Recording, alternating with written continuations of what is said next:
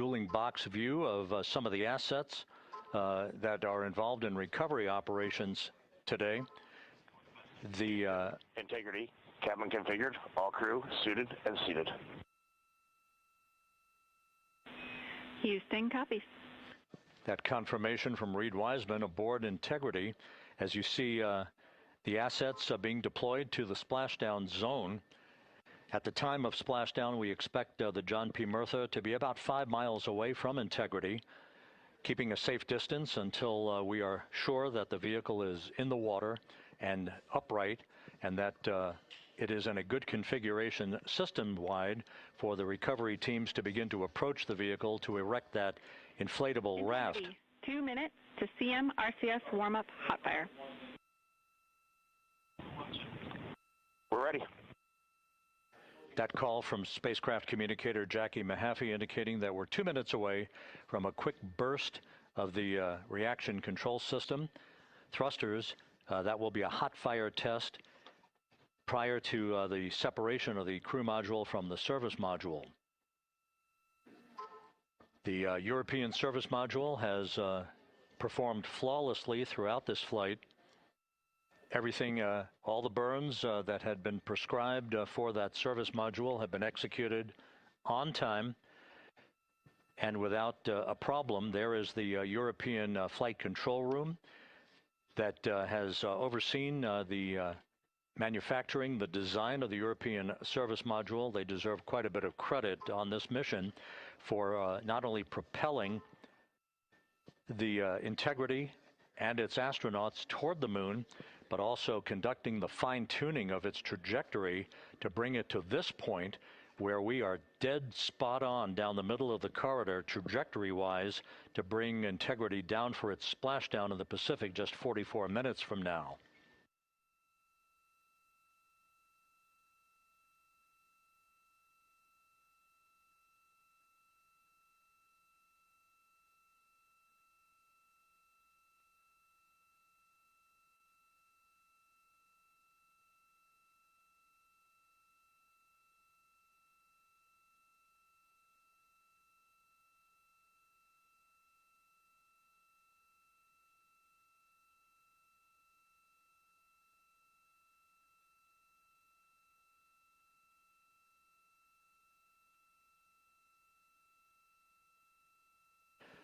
What you're looking at is a computer-generated visualization based on real-time telemetry from Integrity. Currently traveling about 16,000 miles an hour.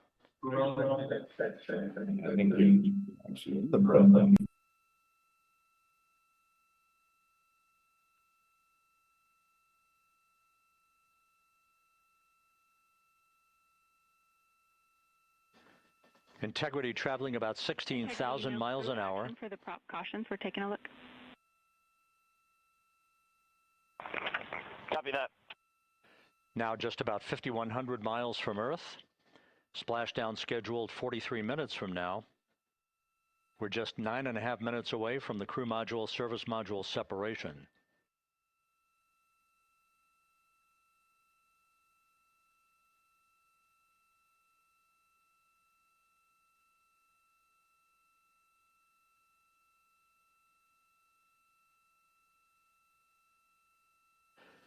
We are confirming. Integrity, we are assessing details, but so far looks like a good hot fire. Looks good on board, Jackie. Thank you. And Jackie Mahaffey took the words out of my mouth. I was just about to say that we had a good hot fire test of the thrusters in advance of the crew module service module separation that's coming up just 8.5 minutes from now. This will begin the period in which we will have rapid-fire succession of critical activities on board that will lead to entry interface just 28 minutes from now, where the vehicle will enter the Earth's atmosphere at an altitude of 400,000 feet. The time of entry interface, 6:53 and 30 seconds p.m. Central Time.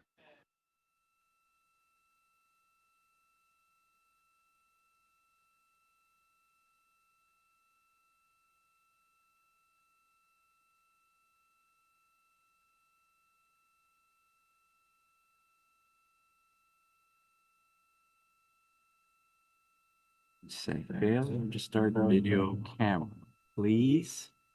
Select another video. It's hearing. I know, I could select that, No. but I can't select the video. Integrity's astronauts were awakened at mid-morning to begin their entry preparations.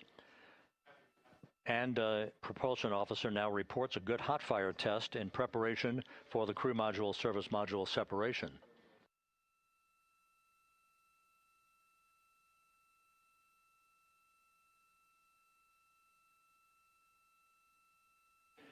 We're now inside 41 minutes until splashdown. Integrity Houston, we have confirmed a good CMRCS hot fire. And although we are not seeing GPS acquired yet, you can skip the troubleshooting steps in 157 for now. Integrity copies.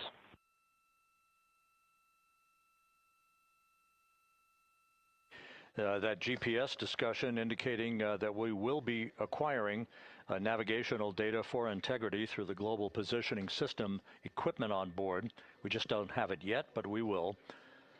All of Integrity's systems are in great shape to support its high-speed entry into the Earth's atmosphere. It, once again, will reach a peak speed of 24,661.21 miles an hour. Your call, GPS. We at least have GPS 1 looking good on board.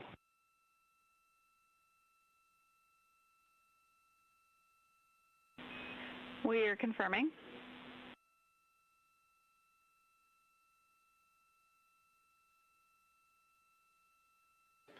The guidance, navigation, and control officer here in Mission Control confirming that we have good lock on GPS data. We are on a communications link now through the tracking and data relay satellite system. Now, following splashdown, we're going to lose that link and go to what's called a VLDR, a very low data rate communications link, so that we can talk to the crew inside Integrity as they are on the water. Integrity, confirm we do see good GPS. We do too, especially GPS 1 is accepting in nav channels 1 and 3.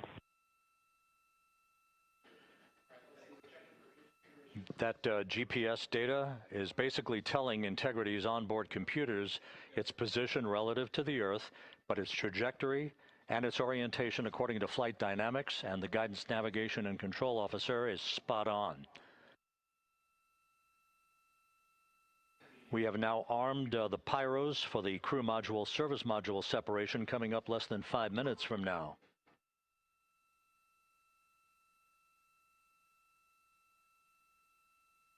Once again, just 10 seconds after entry interface, we will see Integrity reaching its peak speed of 24,661.21 miles per hour.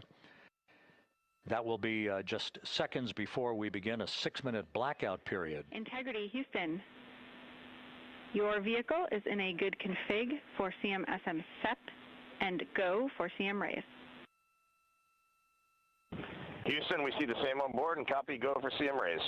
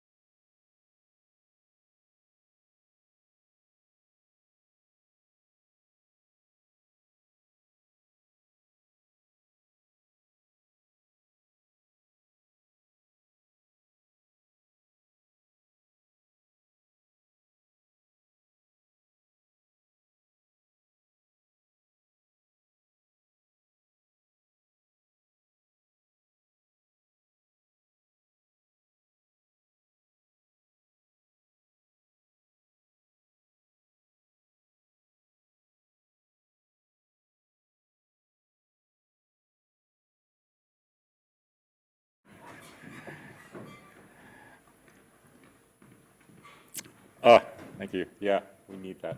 Thanks. All right. First glitch of the evening done. Let's see. Yes, no, maybe so. Second glitch of, oh, there we go. Just a reminder that we are zooming this meeting, and if you're zooming in to watch us, you can use the Q&A to ask questions if you wish. And a reminder that chat box comments can be seen by everybody, but the raise your hand function is not enabled. Okay, and the Ottawa Centre acknowledges the trust placed in us by our First Nations with their ancestral lands and skies. And this is tonight's program. We're going to race through that there. I won't let you read it because we're going to do it anyway. And welcome to our new members. We have 9 new members so far in 2026, so welcome one and all. I hope you enjoy your time with us. I think I think you'll find it interesting. Members in the news, Andrea. Andrea's in the news. Her lovely solar images are gracing the April issue of the RASC calendar. Nice job there, Andrea. Beautiful stuff.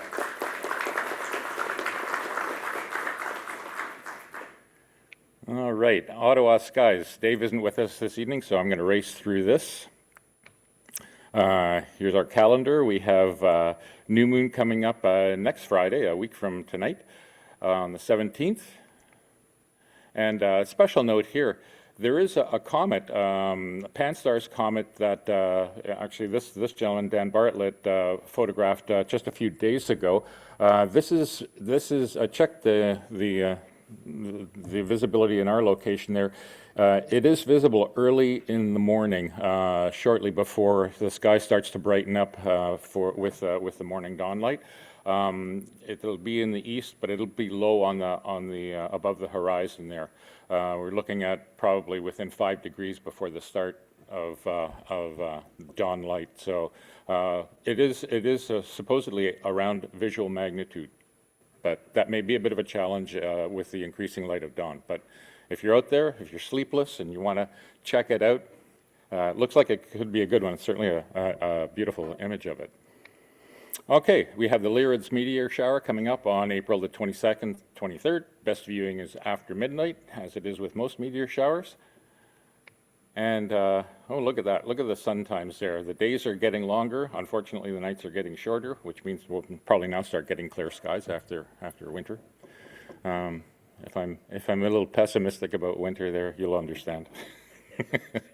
It's been a hard one. All right, Mercury, April the 3rd, which we have just passed. It was at its greatest western elongation. It's no longer there anymore. Venus is visible early in the evening, and Mars is not visible at this time. Jupiter is visible in the evening. It's still shining pretty bright and fairly high, even in the latter part of the evening there. So get a chance to have a look at it if you can. Saturn not visible, but too close to the sun. Uranus is visible in the early evening, and Neptune is visible just before dawn, down towards month's end. And here's the cartoon that Dave supplied. Yeah, God, I love the thrill of scientific discovery. I just do. I question the equals 0 though, but anyway. All right. Okay, Star Party. We have star parties happening soon. Public Star Party. When was our date there? Jim, did you want to speak to this? Or I think we have it listed towards the end of the evening there. But we do have star parties coming up. When is the Silver City? I don't see a date on that. The 25th? Okay. 2 weeks from tomorrow, April the 25th. That's Silver City, the chapters there. 10 a.m. to 10 p.m. Cross our fingers for some clear skies. And contact Jim Thompson if you have any questions. All right. Andrea, did you want to speak to this one? This one's yours. Yep, I'll speak fast. It works, yes. Aha. All right, so I'm very pleased to say that your Ottawa RAS volunteers have organized a series of events for you.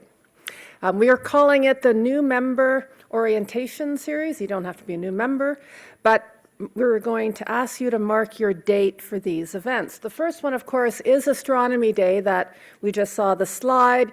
Jim Thompson is organizing it. It's at the Silver City chapters. Come, bring your family, bring your friends. It's really fun.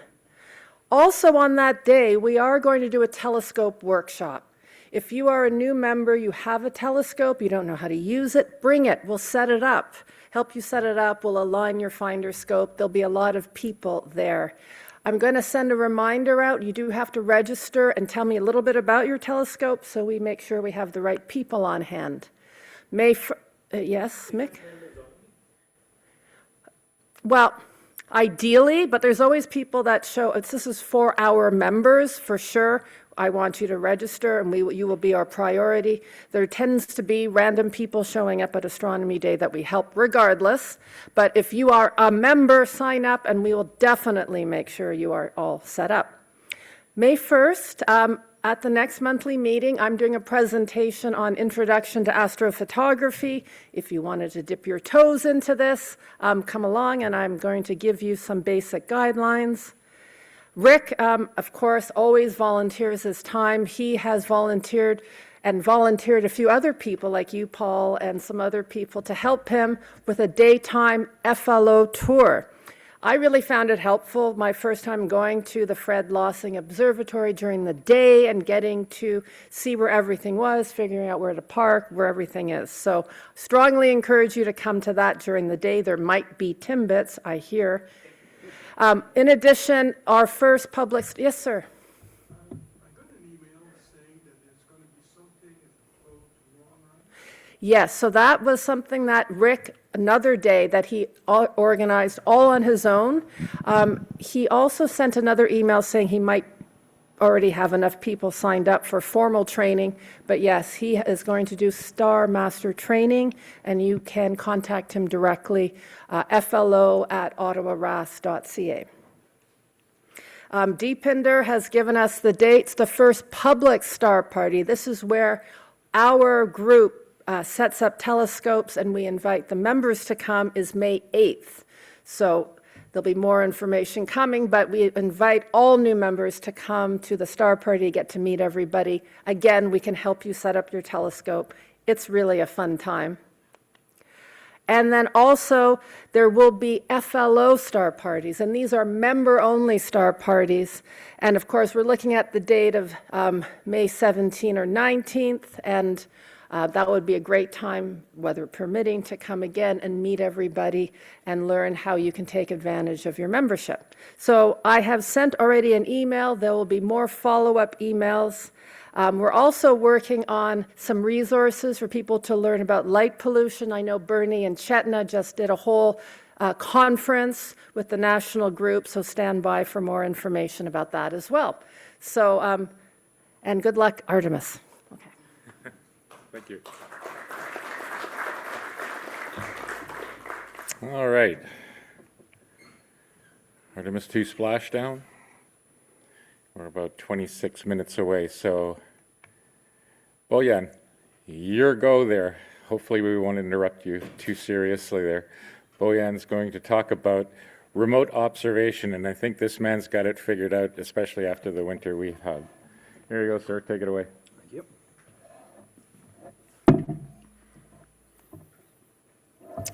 Good evening. Before you start, Boyan, just a note to everyone and to Paul that up here in the booth, Gordon is monitoring the NASA feed, and he will interrupt us when the blackout is over and things start to happen, and then we'll suspend the talks and we'll join the live feed from NASA for the splashdown.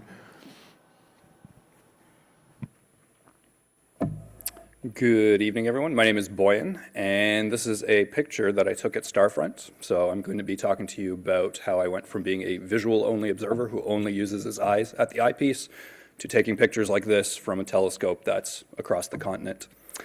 We're going to start today's presentation with a question for everyone in the audience. Who here does astronomy and wishes they could do astronomy more often than they currently do?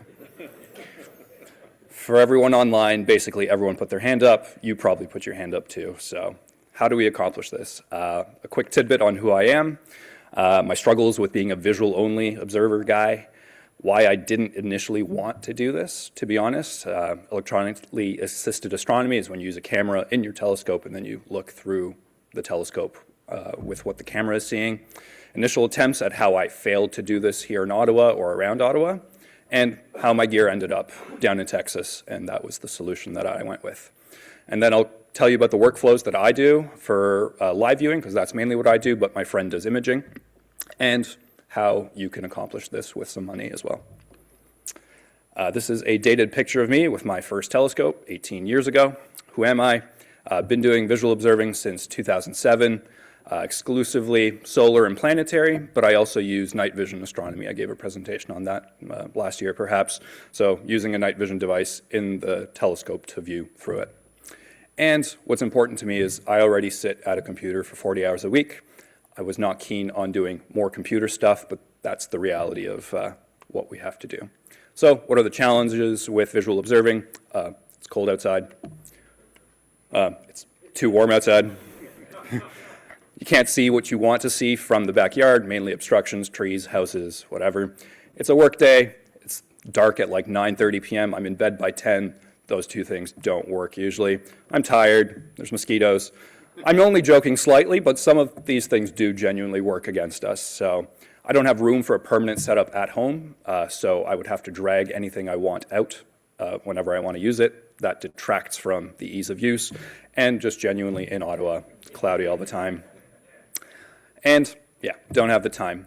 So when I did the Venn diagram of this, of why don't I do astronomy as much as I want, between November and December, so that's 60 days, I did astronomy once. And I'm like, do you really call it a hobby at that point? It's something you more occasionally do when the mood strikes. This is not my telescope here. But why didn't I want to do EAA, electronically assisted astronomy, initially? Don't have a permanent setup. The setup time for EAA is even longer, so you have your cables, your drivers, you have to polar align, you have to balance everything properly every time. That sounds tiring just talking about it. This thing's important to me. Astronomy is a very spiritual thing for me, a personal thing. Looking through a telescope, photons that left a galaxy millions of years ago go through your telescope, hit your eyes. It's a very powerful thing.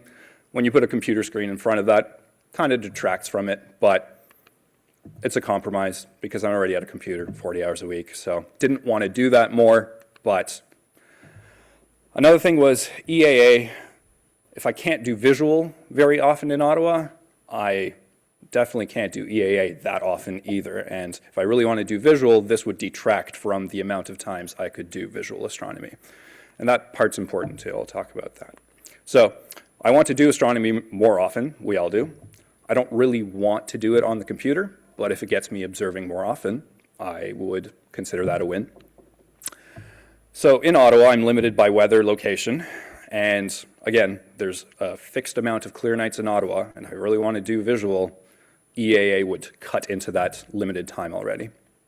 However, if the telescope wasn't in Ottawa, then I could diversify and get more clear nights available to do EAA and keep the visual observing for here in Ottawa, where I live. So what is the definition of remote observing? It's observing through a telescope, through a digital sensor, where the telescope is more than 10 minutes away from you and or not easily accessible. And it's my presentation, therefore I can make my own definition. I'm just trying to define remote observation as a telescope that is not easily accessible to you. If you have to put on boots and maybe drive for 5-10 minutes, I would consider that remote enough. There's friction between you getting to your gear. So if it's in Rockland or 5 kilometers away from you, that's remote, in my opinion. So I wanted to try and do a remote observatory near Ottawa. I was going to set up a remote observatory for remote observation. It would have to be fully unattended because where I was going to place it, I didn't want the people there to have to interact with it. So it would have to work automatically. Any snow that falls, and we get lots of that in Ottawa, would get dealt with automatically. And if power is lost, this thing that opens would have to somehow magically close on power loss. And ideally, it's far away enough from Ottawa such that if it's cloudy in Ottawa, it's not cloudy wherever this other thing is. and would minimize the purchasing of new gear because I had enough gear. I didn't want to invest more and more into this. I wanted to cobble together something and do a proof of concept. And it would need to be either a dome or a roll-off roof, which that is a picture of right there. So, my parents' cottage. I asked my parents whether they let me use a part of their cottage to set up a remote observatory, and they said yes. So it would be a small footprint, Bortle 1 to 2 skies, about 2 hours north of Ottawa. And they have high-speed internet. These are all winds. And then I went to the clearest part of the property, and I told my mom I would only need to clear cut 50-meter radius, and then she promptly said, maybe not here. So I'm like, okay. My parents' house in Rockland, you can see a theme here. I asked my parents whether they'd let me use a part of their house out in Rockland to set up a remote observatory. They also said yes, small footprint, Bortle 4 skies. This is the compromise I'm talking about. If it's cloudy in Ottawa, it's going to be cloudy in Rockland in an hour, because that's the way the clouds go.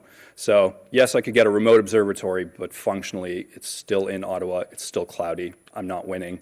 High-speed internet, I would only need to clear cut a quarter of their property, and then it would be useful. So that theme stopped. This is just a quick slide. I have a lot of engineering friends, I'm an engineer. How do you architect a roll-off roof observatory, a remote observatory that is unattended, that deals with 3 feet of snow? So at the cottage is not heated, so if it's a battery backup would need to survive -30, +30, and would somehow need to close this roof with snow on it, but maybe the roof would actually shed the snow as it opens. This is actually a big problem, and I and a bunch of engineers could not figure out how to make this work. And if the cottage or the thing is 2 hours away, suddenly you have to go check on it. It's just not practical. So this unattended part of remote observation really complicates things, especially here in this cold climate. So this is a precarious AI-generated remote observatory that is what I visualize as a compromise remote observatory. Somewhere not very practical, still trees, there's snow around, yeah. So although I had access to a property where I could do this, which is the most expensive part, it was still too complex.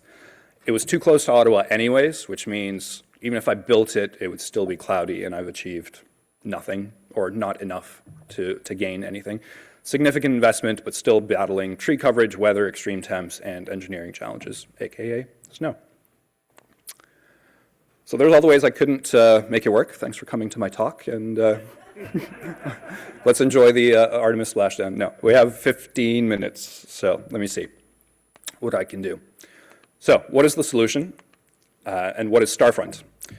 This is their definition: the ultimate remote observatory experience crafted by astrophotographers for astrophotographers. It is a boarding school for your telescope, if you will. It is down in Texas. You send your mount, your cameras, telescope, and a computer. You ship it all down to them. They install it for you on a pier, and then you are in a region of the US that gets 200 clear nights a year. I think that's about 200 cloudy nights a year here in Ottawa. It is a attended observatory, which is the opposite of what I was trying to achieve. There's always someone there who is technical, who understands telescopes, and if your mount jams or something happens, they are there to fix it for you. You just submit a ticket, say, I don't know, my cable snagged or something, and they will go fix it when they have a chance to do it. There's no snow to deal with, so that part is nice. They have very high-speed internet for the 500 plus telescopes that they have down there. And it's Bortle 1-ish skies, maybe Bortle 2, but remote part of Texas. And this is the key for me, it's far enough away from weather diversity, which means if it's cloudy here in Ottawa, it's perhaps not cloudy down there. And that gave me that option of, hey, I want to do astronomy tonight, it's cloudy outside, let me jump on my system at Starfront in Texas. So it's located in Rockwood, Texas, so that's 1 hour time zone behind us, which means sometimes you have to wait for it to get dark there. If it's 8 p.m. there, it's still getting dark over there. You ship your gear plus your computer there. You pay a monthly fee, and then you pay to ship it all back when you'd want to have it back, or you can actually sell it to someone at Starfront, which is the easier option. So someone else is at Starfront, they have a pier and they want to upgrade, you sell them the telescope and they just transfer it from the pier in one building to another pier over there. You don't have to ship gear back and forth. That is the location of Rockwood, Texas. Do you guys see? No, okay, that says enter Sean. Sean is a RASC Sarnia member who's actually presenting on this same slide deck in Sarnia, and he's a friend from university. And that's important because he has money and I have money, and then we could split the costs, which make this more of an affordable adventure. So Sean, same problems, but he only images, and he really wanted a permanent setup where he could just image. He was battling the same things in Sarnia: light pollution, clouds, complexity, trees, and most importantly, time. If it takes you half an hour to set up, just so you could image for an hour and then 20 minutes to tear down, that's just not a fun hobby at that point. So the solution was, Sean and I would combine resources, gear, and money, and set one set of gear to Starfront together, and we would share the costs. The requirements were, it could do EAA, so ideally I wanted the color camera, but I'll show you later that doesn't matter anymore. With software, you can still live stack monochrome data and get a color image out the other end. Sean was already shooting in 700mm focal length, so he wanted something wider field because he had already shot at that focal length. And would need full automation, so you need a filter wheel, rotator, focuser, flat panel. Imagine imaging with a telescope, but you can't touch it because it's on the other side of the continent. So we had lots of gear between the two of us, so we wanted to minimize buying any new gear. We wanted to, make it more affordable.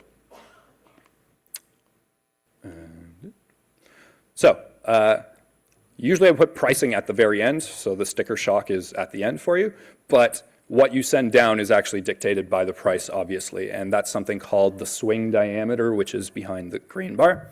So the swing diameter is defined as the distance between the center of your equatorial mount to the furthest edge of your gear. In this scenario, that is this flat panel that's open. It could be the back of your camera, depending on how your balance is, but that is how the pricing works at Starfront. The longer the distance that is being measured in that picture, the more you pay monthly, because that is the footprint that that telescope occupies as it swings around, which means you could squeeze in a lot of telescopes if you know exactly their swing diameter. So your neighbor is maybe a couple inches of clearance, but if everything's done properly, you can fit a lot into one building, and that's how they keep their prices moderately affordable. So swing diameter is what you keep in mind when you're sending down there. These are the prices. On the far left, if you are so inclined, you can actually send your C-Star down to Starfront, and you have Bortle 1 skies and a C-Star, which is actually an appealing thing. These prices are in US dollars, so that's 100 US, call it 140 Canadian per month, and that goes all the way up to some guy I think has like a 24-inch Newtonian in Starfront, and he's probably paying above that. He's probably paying $500-600 a month, but they have these packages available.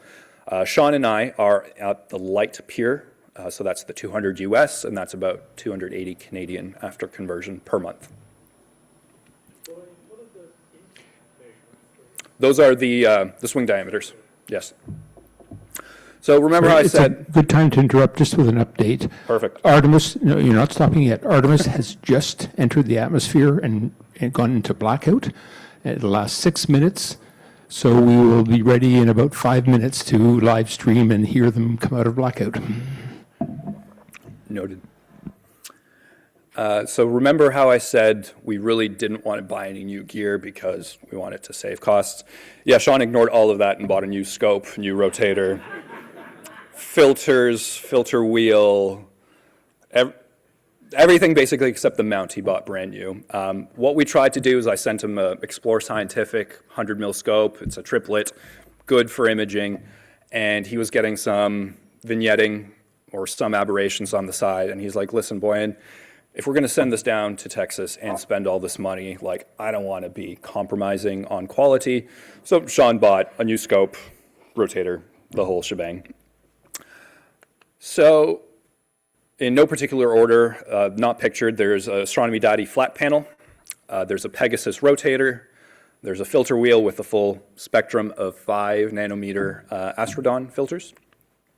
There's a ZW automatic focuser, there's a mono camera from QHY, there's a TAC Epsilon at a fast f3.3, Pegasus power box, an Teron SEM 70, a peer cam. You might ask, why would you want a peer cam? That's not really pictured, but the peer cam sits down here and points up at the scope. And the reason is you are not in Texas. You don't see what your scope is doing, but you have a separate camera to make sure that your equatorial mount is not hitting something itself, flipping, doing something weird. You can keep an eye on it as if you were sitting beside it. And then you can emergency abort a slew or something that's not working properly. You have to send a mini computer. You have to connect to something to control all of this. And a smart CASA power bar, that is also not pictured, but think of a power bar, but it's smart. And what happens if your computer locks up or if your mount locks up, you open up your phone and you can toggle each socket on this power bar individually so you can power cycle whatever it is that freezes for you. We have not had any scenario where we've had to use this. We mainly just use this to wake up the mini computer when we want to observe, but we've never had a scenario where we were forced to power cycle as a solution. This is kind of the scariest part. So for all the gear I just described, there's the counterweight, obviously. You don't ship the tripod or the pier because they don't want that. They have the adapters for mounts to their piers. That ended up being about 800 Canadian with 50% insurance, so on 50% of the value. And that 800 actually included the return shipping. What I mean by that is, for reasons that should be obvious, they have 500 scopes. They don't want to keep 500 scopes worth of boxes for mounts, telescopes. They would not have room to keep that. So unfortunately, you ship them the gear, they take it out of the box, they put it onto the setup, and then they ship you back the empty boxes because they don't want to hold on to them. And after a week, when you send it to them, you send them pictures of your setup at home, how it works, some videos. Hey, I want my cable routing to go like this because it works well like this. They use those videos to set everything up for you, and you get a nice little picture from Starfront saying, hey, here's your new setup. It's in this building, in this row, and there it is. One of their big recommendations is, before you send it all down, you have to set it up in your backyard and pretend for 3 weeks that it's in Texas. And if you can survive those 3 weeks with it working flawlessly, without any hiccups, without any driver issues, without any random disconnects, then you are ready to send it down. You don't want to send it down and then troubleshoot it when it's far away for obvious reasons. Boyan, that's probably a good time to pause. Yep. We're less than a minute to blackout finishing. Everything's going well so far, they say.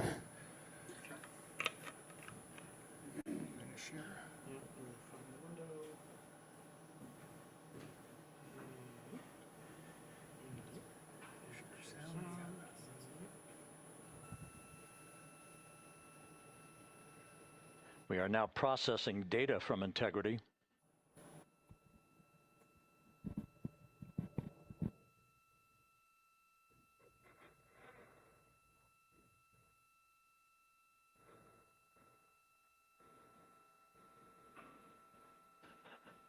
Landing and support officer reports the small boats are en route to the splashdown target zone.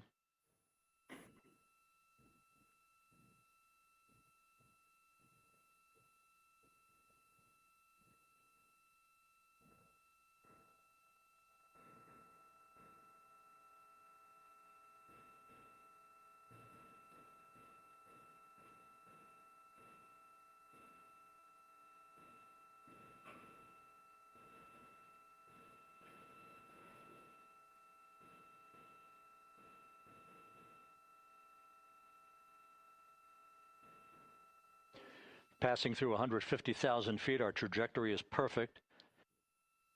We're getting intermittent views of Integrity. Still waiting to establish voice communication.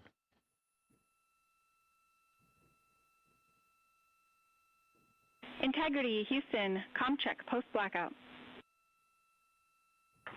Houston, Integrity, we have you loud and clear. Your trajectory is nominal, and your recovery teams have visual.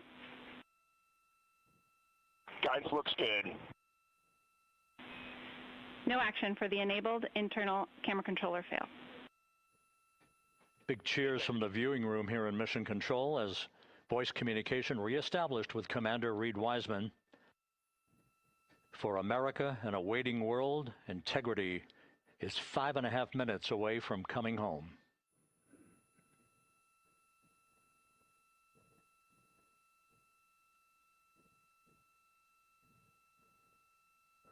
Passing 100,000 feet now. Range to splash down 19 nautical miles.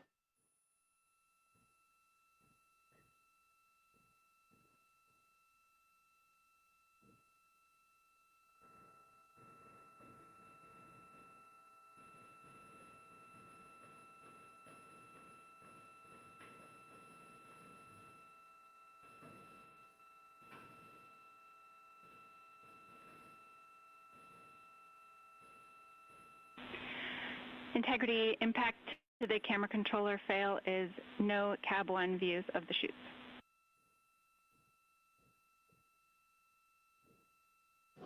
Integrity. We're processing good data through the GPS system. A good view of Integrity, time to splash down 4.5 minutes.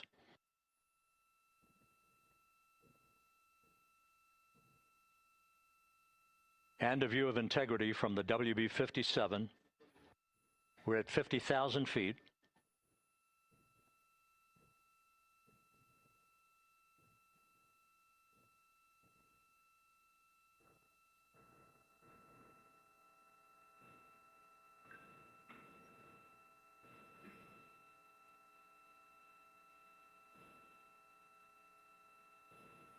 The pyros are armed for forward bay cover jettison.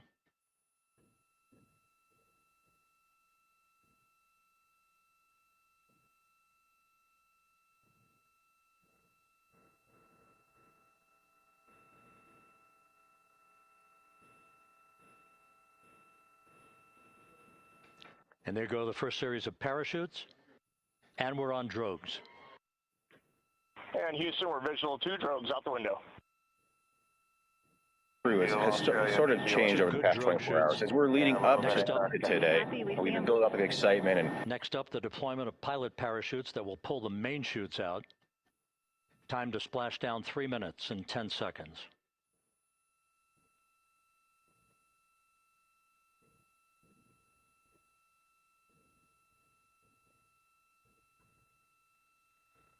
Perfect descent rate according to flight dynamics. Good rates on 2 drogues. We see the same on board.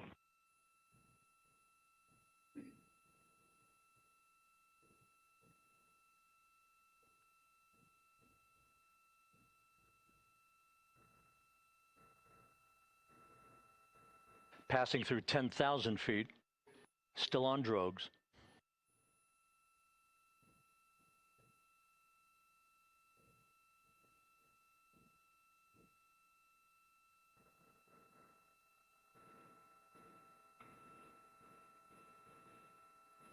Main chute deploy.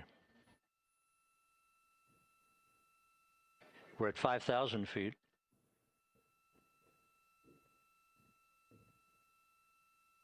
Search and recovery beacon has been activated on Integrity. And we have 3 good main chutes. Good 3 main chutes, good reefing, good descent rate. Good rates, and we see 3 good-looking parachutes.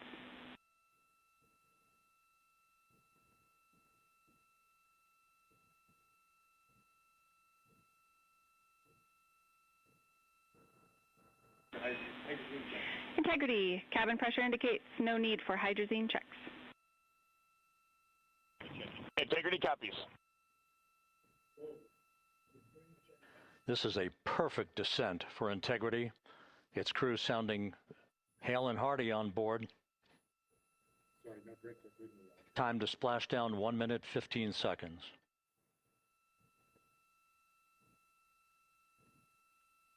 going to say bring your own popcorn, but I would have slapped down for that.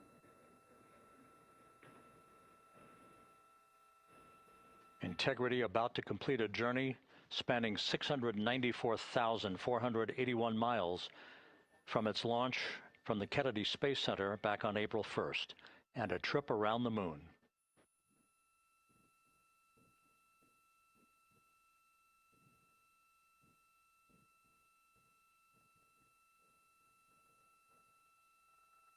What do you think, Jim? Infrared?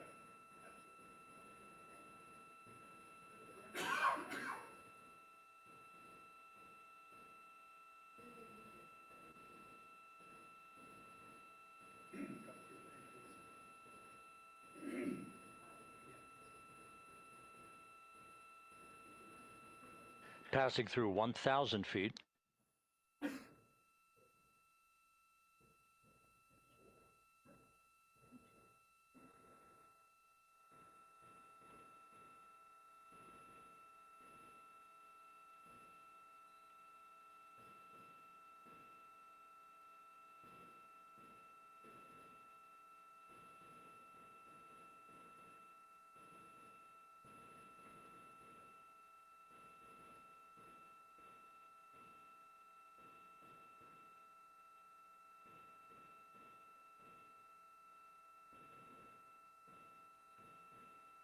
Houston Integrity, splashdown, sending post-landing command now. Splashdown confirmed. Splashdown, waiting on VLDR. Splashdown confirmed at 7:07 p.m. Central Time, 5:07 p.m. Pacific Time. From the pages of Jules Verne to a modern-day mission to the moon, a new chapter of the exploration of our celestial neighbor is complete. Integrity's astronauts back on Earth.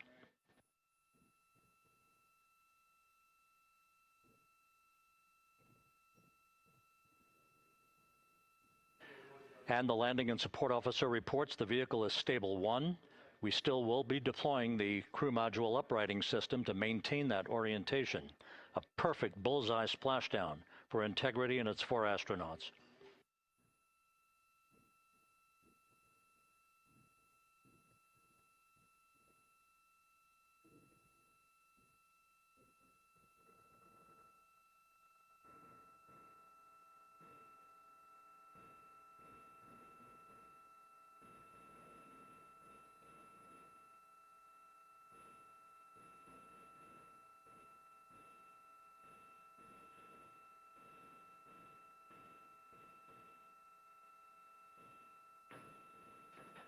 The unofficial splashdown time, 7:07 and 47 seconds p.m. Central Time. We'll get that refined for you.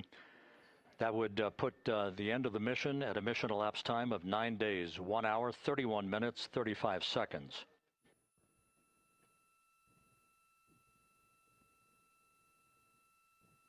Well, congratulations to the Artemis crew. I think that's mission accomplished, and everybody sounds like they're healthy and wealthy and wise. Once again, splashdown occurring in the Pacific, southwest of San Diego, at 7:07 and 47 seconds p.m. Integrity Houston, comm check on VLDR.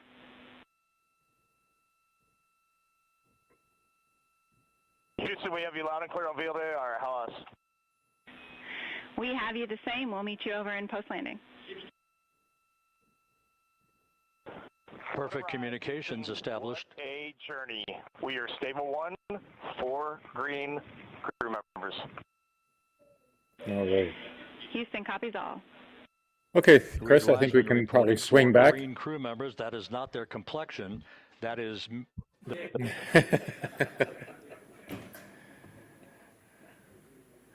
All right, back to you, Bojan.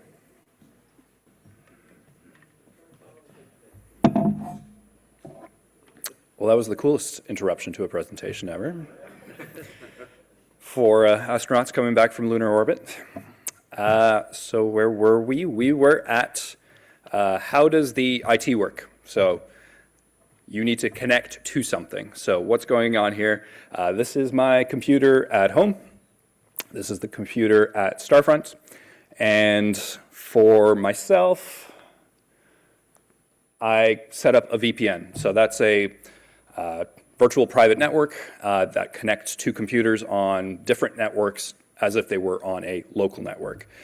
If that is confusing to you and that's intimidating, all that means is these computers can talk to each other as if they were on the same network.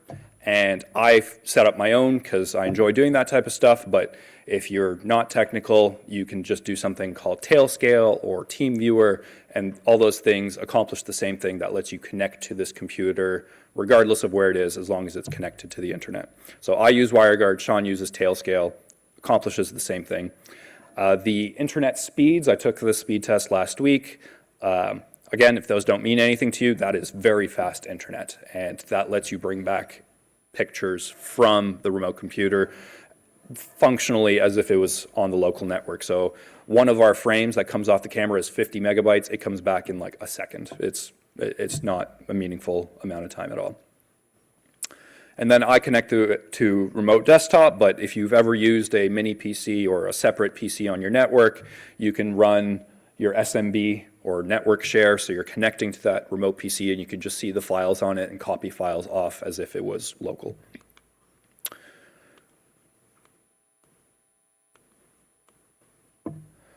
So the software stack that we are using is a Windows Mini PC. It's got 8 gigs of RAM, and we use Nina because that's what Sean was familiar with, and I was riding his train, so we just used that same software. So Sean's workflow when he wants to image, again, this is imaging. I'll talk about my workflow for live viewing after. He signs into the computer, and if he sees that, hey, it's going to be clear at Starfront overnight, he just loads up a sequence that's all automated. So check if the observatory roofs are open, so there's a way that Starfront presents that data to you, and you can configure Nina to look at that. So Nina will be aware that the roof above it is off or on or present or not. Start cooling the camera down to -10, open the flat panel, autofocus routine, so autofocus for that evening, turn on the dew heaters, salute to the object via plate solving, take X exposures of whatever, continue imaging until whenever, so maybe if it's cloudy or the roof closes at 2 a.m., you configure Nina to account for that and automatically shut down. And then when shutdown happens, it closes the flat panel, it warms the camera slowly, parks the scope, and automatically copies all your pictures that you took that evening back home, because you're not going to be processing the images on the computer over there. You want them here on a better computer. So this is down to a science. You can literally configure this and then just present the auto configuration to your mini PC in Starfront. It will do all this automagically, and you wake up in the morning and you have data of an object taken in Bortle 1 skies, and sometimes you image all night, so you get 8-9 hours of imaging, which is pretty awesome. And then it's all done. So this was the title slide. We took M45, or pictures of M45, the Pleiades, and we took 24 hours of data, and I think it was just like a week and a half, to be honest, like 12 days maybe. So that really speaks to the power of how much data you can collect in how little time. If you were trying to collect 24 hours of any object here in Ottawa, that might take you many months between cloudy nights and whatever, but because you have this accessible and it's not cloudy a lot of the time, you can get this type of data really quickly. This was M81. Sean said 43 hours on this one. These are Sean's pictures, by the way. His picture processing skills are vastly superior to mine. But he did all his processing in PixInsight, and this is what he told me. There was about 43 hours of data on M81. And this was M94. I think there's some color missing on this one, but he said we collected about 53 hours of data on that one. And again, that was through the months of December, January, and February. So what's my workflow? Because my workflow is a bit different. Again, I'm just dabbling in this for the first time ever. Just happens to be my setups in Starfront. I use Nina as well. I use something called Lovell. It's a open source project on GitHub, and it's designed for live stacking, and it can live stack mono data to get color out the other end. So I sign into the computer the same way, and I say, hey, take X pictures of the Pleiades in whatever colors or filters that I want. And then I configure the software to watch the folder over here. So my computer at home is through this tunnel watching the frames come off the camera live in a folder. And then as a picture is seen by the software, it's like, oh, let me pick that up. It loads it. It doesn't know that the pictures are in Texas or anywhere else. It just picks up the pictures, and since the internet's fast, those pictures come back immediately. So I am live stacking from pictures that come directly from the machine remotely. So I don't need to manually transfer them and then like put them into a folder. It's just this computer here, watching folder here, and as images come off the sensor, this sees it and just pulls it back automatically and integrates it, and you live view that way. So this is just a routine in Nina that, if you're not familiar with it, you set up your target up here. Somewhere says M45. Oh, it's just very difficult to see. That says M45, trust me.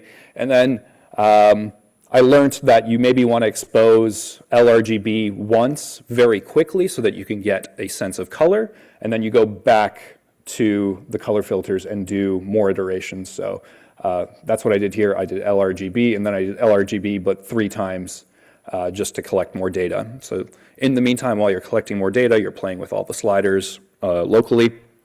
Let me show you that. So this was me trying live stacking in PixInsight.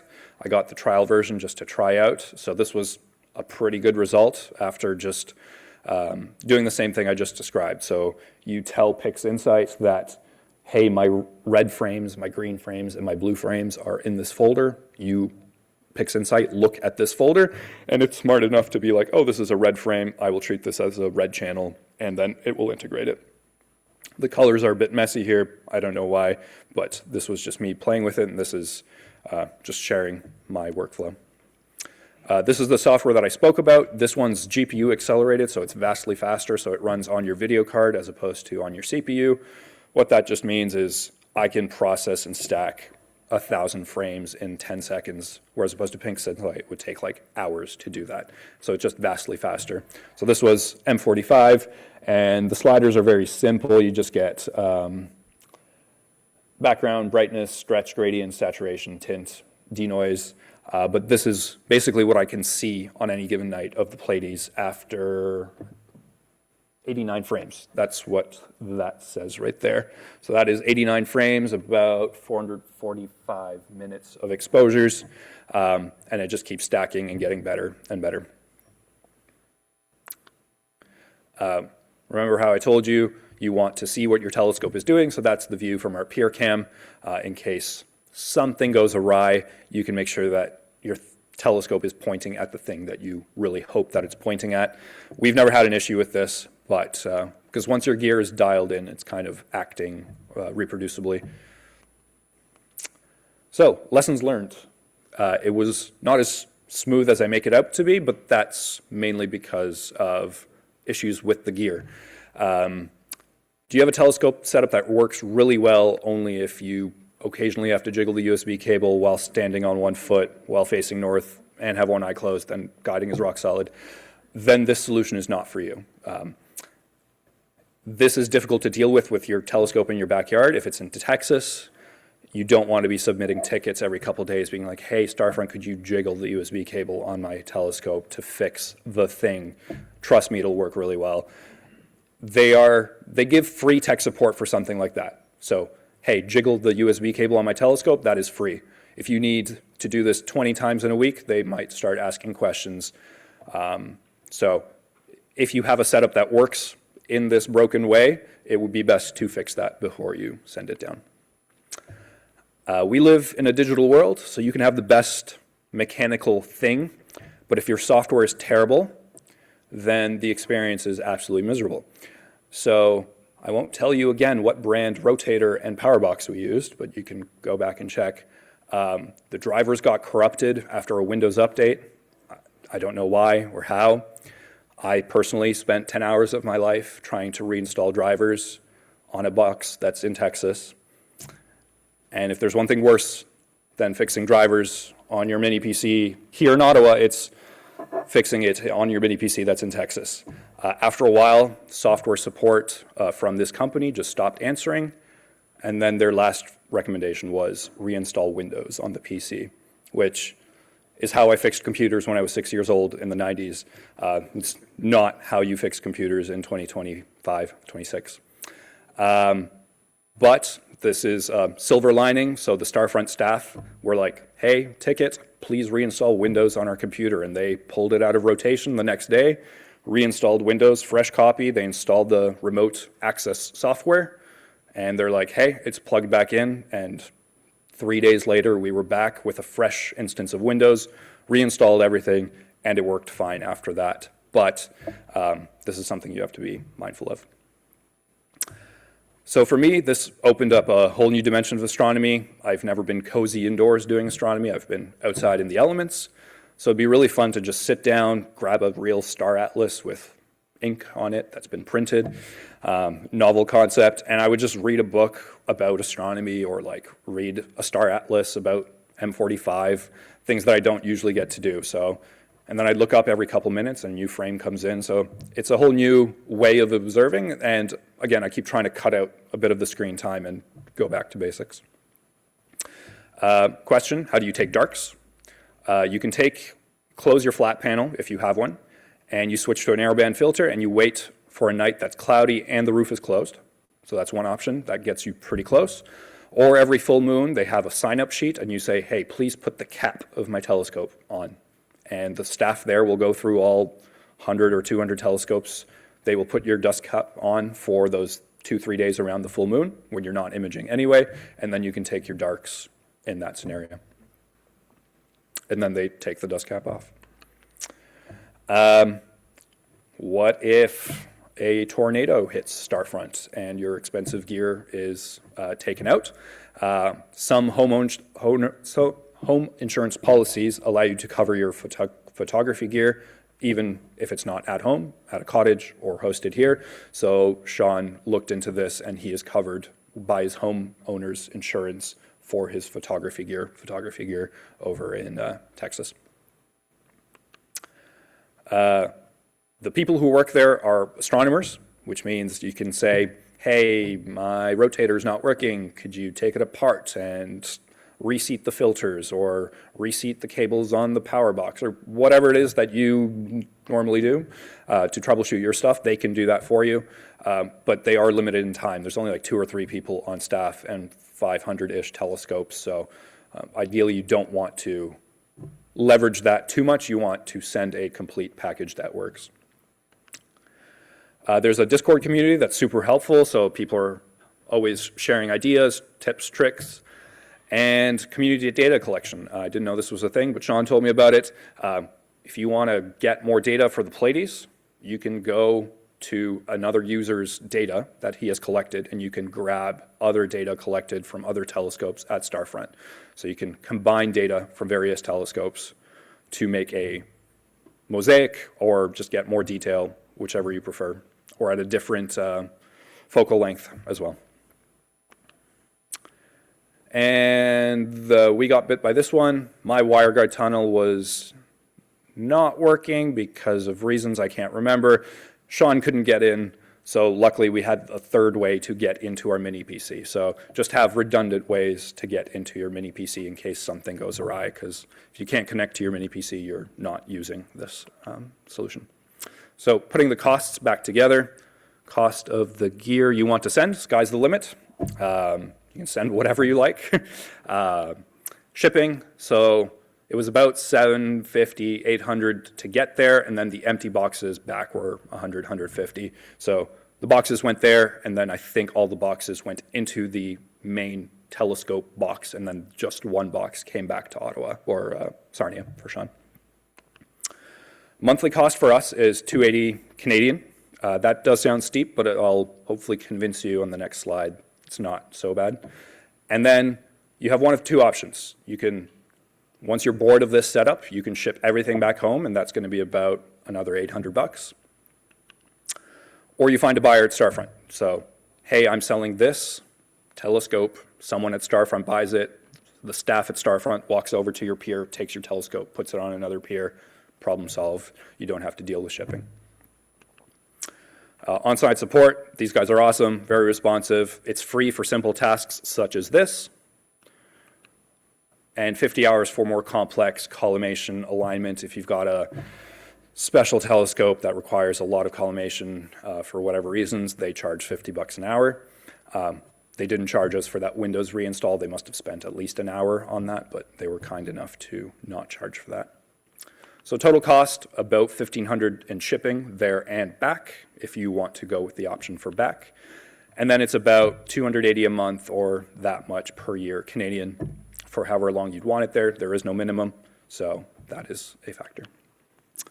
And last slide, real value of a remote observatory. Question I asked you, do you want to do more astronomy? Your answers were yes. How much time do you spend every month preparing to do astronomy? Putting gear in the car, driving somewhere, dragging out your gear, polar aligning, balancing your scope, fixing something because you knocked it on the way into the car. All those things aren't doing astronomy, it's on the way to astronomy. So let's say I go to Fred Lossing Observatory 3 times a month to image. That's an hour drive there, 30 minutes of packing on either side. That's 2 hours lost each trip. So I would spend 6 hours a month preparing to do astronomy, but I'm not yet doing astronomy. And even once I got there, I'd still have to go home and sleep, so I'm only getting a couple hours of imaging. So this is kind of the math I did in my head. So Sean and I are splitting that $280 a month, so that's technically $140 a month for me. And if I divide that out by 6 hours, I'm paying $22 an hour to save 6 hours of time a month. And I'm actually doing astronomy for those extra 6 hours. I'm not driving anywhere, packing things, that type of thing. So just some rough math of how I justified it in my head, but you can justify it similarly. Would I have done this without Sean? And my answer is no. I think the costs would have been prohibitive just for me to try it out and see if I like it. But I know some of you meet regularly on Zoom. You combine, like you're showing each other your views from your scope on Zoom and then somebody else's scope on Zoom. There's no reason you can't band together with 2, 3, 4 guys. And as long as you're comfortable sharing control of your mount and telescope with somebody else, these costs actually become quite reasonable. And realistically, you're not doing astronomy every night. So the only conflicts Sean and I have had was, I want to do astronomy between 8 and 10 p.m. because that's right before I go to bed. And that just cuts into Sean's imaging time. But that means I live view till 10 p.m. and then he loads his automation at 10 and the telescope images for the rest of the night. We both go to sleep, so we both get usage of it in the same night. He just has to compromise on how much time he can image for. And for that price, you get 0 setup time. It's always ready, 0 travel time, comfort of being at home, 200 clear nights a year, Bortle 1 skies, and you can image all night and collect data much faster. Since December, we got it installed early December, 3,000 frames and about 140 gigs of data. We have more data than we know what to do with across these objects. It's also a fun thing to do with friends. Before, I would talk to Sean about how we would love to do astronomy more. But now we actually both sign into a live meeting. We share the screen. We both control the telescope. We look at an object together. We talk about it, have a drink. So it becomes a fun social thing to do as well.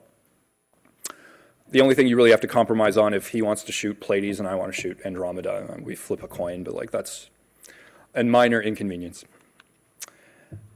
And yeah, great way to explore this hobby, ultimate convenience, time savings, and it gets me doing astronomy more often, which is what I started off with. So thank you for your time. Any questions?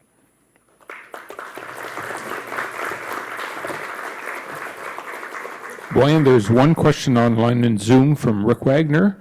What are you using for your peer cam? A Celestron Nex Image black and white camera that was like $40 on Astro Buy and Sell. Nothing special. As long as it can expose for 5 or 10 seconds to get enough light, that's all you need just to see what the mount is doing. Simon? Brian, very enjoyable. A lot of us piggyback 2 telescopes on a third telescope, which means we have multiple cameras running and multiple views at different focal lengths and what have you. Can you do the same thing through this system, or are you restricted to one feed? Yeah, as long as you can run that through Do you do that currently with one computer at home? You can, but I'm using two for two cameras. So there's no reason you can't do it with two computers and send two computers, but yes, the only additional cost is Starfront will charge you extra because you are hosting two telescopes. So if you are piggybacking, they charge an extra $100 US for that. And then you have to decide whether a side-by-side or piggyback occupies less of that swing diameter, because that's your base cost plus the $100 US. We looked at that, but it was just too complicated. Yeah, that was the main thing.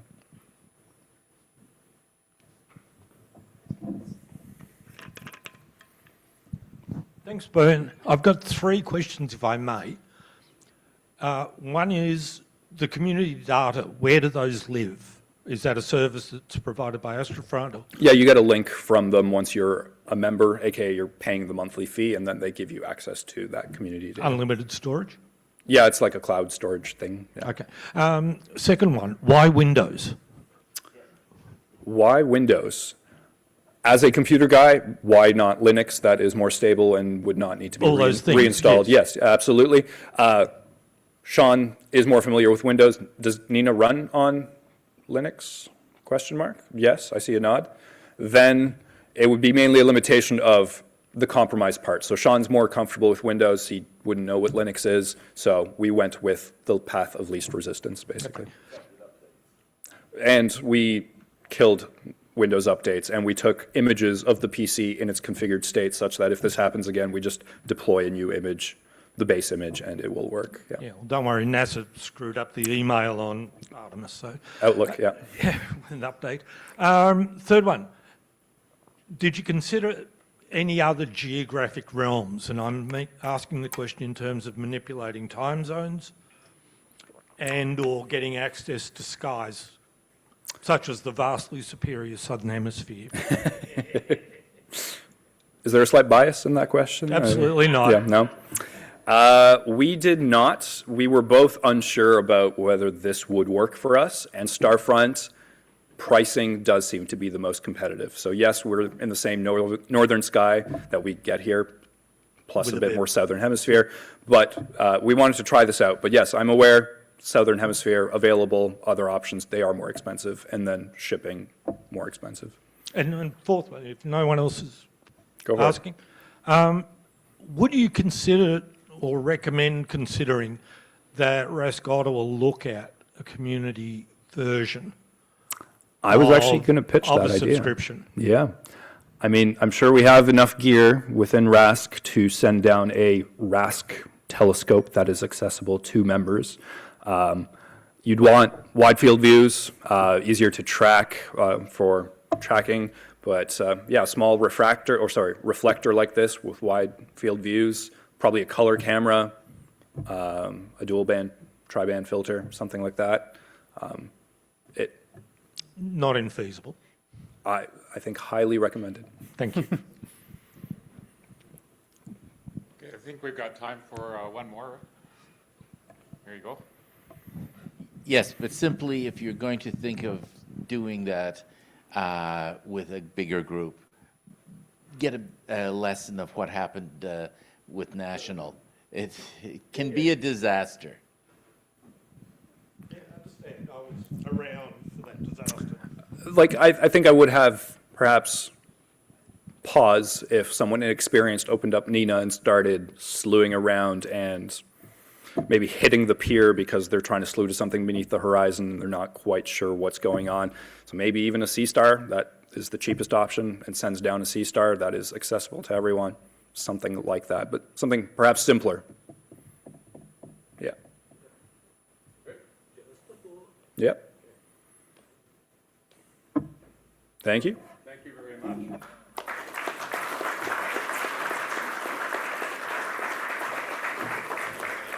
That was awesome, William. That's excellent. All right, we're not doing too bad for time, but we're going to limit the break to about 10 minutes. So have a quick stretch, you know where the washrooms are, stretch your legs, and please keep it to 10 minutes. Thank you.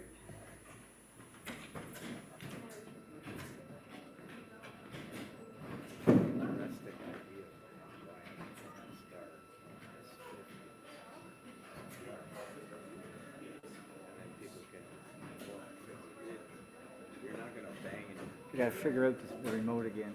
Sorry? Figure out the remote again. So that's this slide.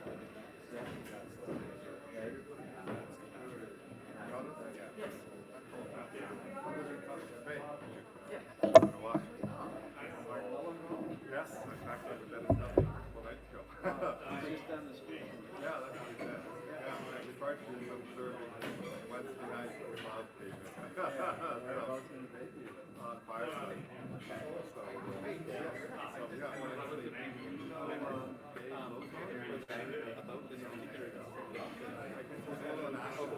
Okay.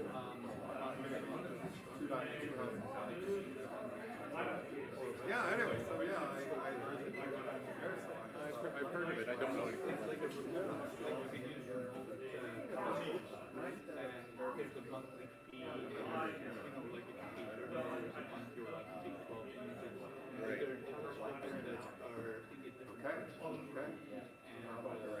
They've got like a network. Well, I'm a new member. I was going in December. So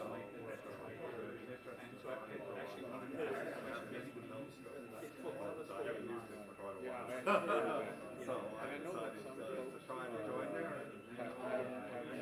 Done remote imaging like that with for rent services. Right. You were in, actually, I think you were in Martin. I haven't heard any negative comments. Yeah, because it's an interesting solution because stuff like that. Basically, you buy local. No, I don't. I mean, I live on Fireside, so I don't go down that far. Yeah, but that's it because it's not here. Right? Basically, renting time on something that's already established. I didn't know that. Yeah. Driving to Martin. So, I mean, I have been down that street in the daylight, but, you know, I haven't been up there. That would be good, yeah. Maybe the four of us can get together sometime and do something like that. You don't have anybody else? This is Mission Control Houston. After talking to the flight dynamics folks, we have a bit of a refinement on the splashdown time for you. Their computation shows a splashdown time of 7:07 and 27 seconds p.m. Central Time, 7:07 and 27 seconds p.m. Central Time. No, it's been sitting on for 15 hours. Yeah.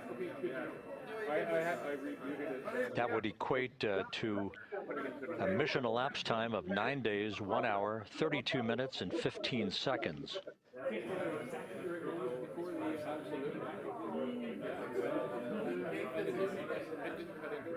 Once again, from Flight Dynamics, a splashdown time of 7:07 and 27 seconds p.m. Central Time. That would equate to a mission elapsed time of 9 days, 1 hour, 32 minutes, and 15 seconds.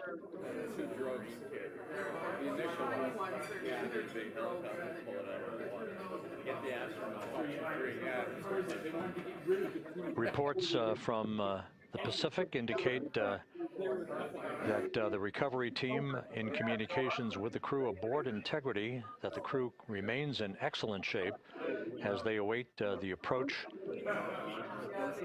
of the team for a final hazard gas evaluation before they move to the side of the vehicle to erect the inflatable life raft called the front porch.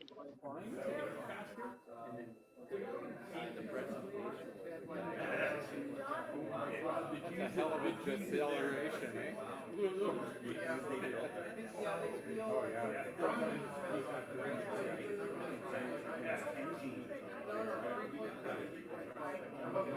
Again, no issues with Integrity. The vehicle is powered down.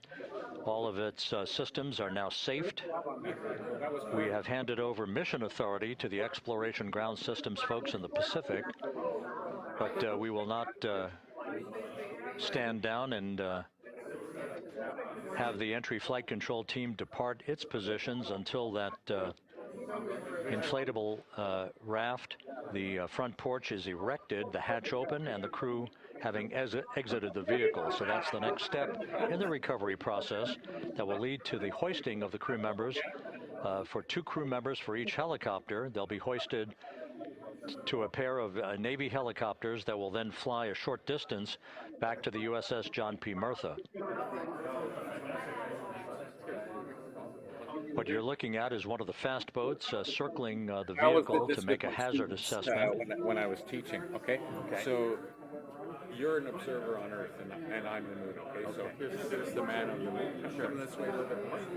Okay, so if I don't rotate on my axis, right, that means that this face will always be pointing that direction. Okay, so here we are, and a week later, about a quarter of the orbit, I'm still looking this way. Now what do you see when you look at me? Do you see my face? Yeah. You're only seeing this. Now, at that new moon or whatever, 2 weeks later, what do you see? You see the backside, right? Right. Come around again, I'm still facing the same way. Now you're seeing the other side of my face, right? Right. And then we're back to here, right? So come this way a little bit. So that's what happens. I'm going to go around you again, but I'm going to as well as I go. So right? So you're seeing my face. You're viewing me, so you are still. And that's how you would hear the thumbnail. And same deal here as we go. So what's a lunar day? Like in OBS, I can about 28 days, give or take.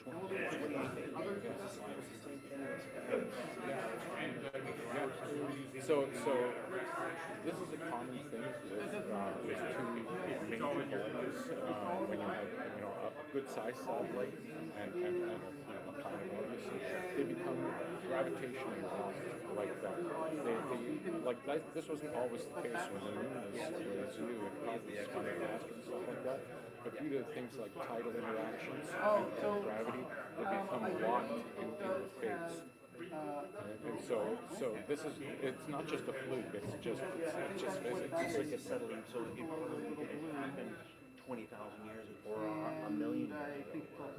Yeah, probably a million. No, I would say probably closer to, maybe tens of millions of years, or maybe even a billion. I don't think I've ever heard the rate there, but it's a gradual process because it from the time that the moon is formed to the time where they get that lock. It takes time with gravitational tidal effects, right? And just the forces get balanced. Yeah. Just like the moon influences us, but our rotation rate isn't. This is Mission Control Houston. Once again, you're watching the initiation of the recovery of the Artemis crew aboard Integrity.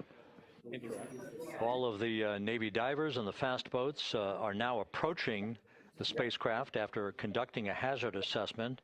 The vehicle has been powered down. Entry Flight Director Rick Henfling now waiting for the life raft, the front porch, to be erected along the side of the vehicle so that the hatch can be opened and the crew members extracted from Integrity, soon to be hoisted one by one into a pair of Navy helicopters for a short flight back to the deck of the USS John P. Murtha. If you missed it earlier, we talked to Flight Dynamics and received a more official touchdown time or splashdown time, as it were, of 7:07 and 27 seconds p.m. Central Time, 5:07 and 27 seconds p.m. Pacific Time.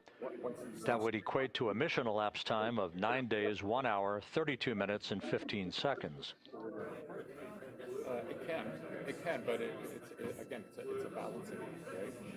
And basically, these disks, just like the planets later on, they're all moving in that circular motion. So they're accreting while they're orbiting, right? So it's a gradual balancing of forces to get to wherever it is you are today. And in a billion years from now, it'll be different again because the moon is gradually moving further away from us. Okay. So it won't always be in sync with that as the distances and so the forces that each experience will vary. So yeah, it's a dynamic thing. It's the same thing with the eclipses. Like we see this amazing alignment where the moon happens to be 400 times smaller than the sun, but the sun is 400 times farther away. So to our eyes here on Earth, they look the same, right? but it was not the case in the past with a new form because it was much closer to Earth, and it won't be the same in the distant future as the moon continues to move away. So it'll be smaller, so we won't, those inhabitants in a billion years from now, they won't get the beautiful eclipses that we get. Count us lucky. All right, okay, thanks. My pleasure.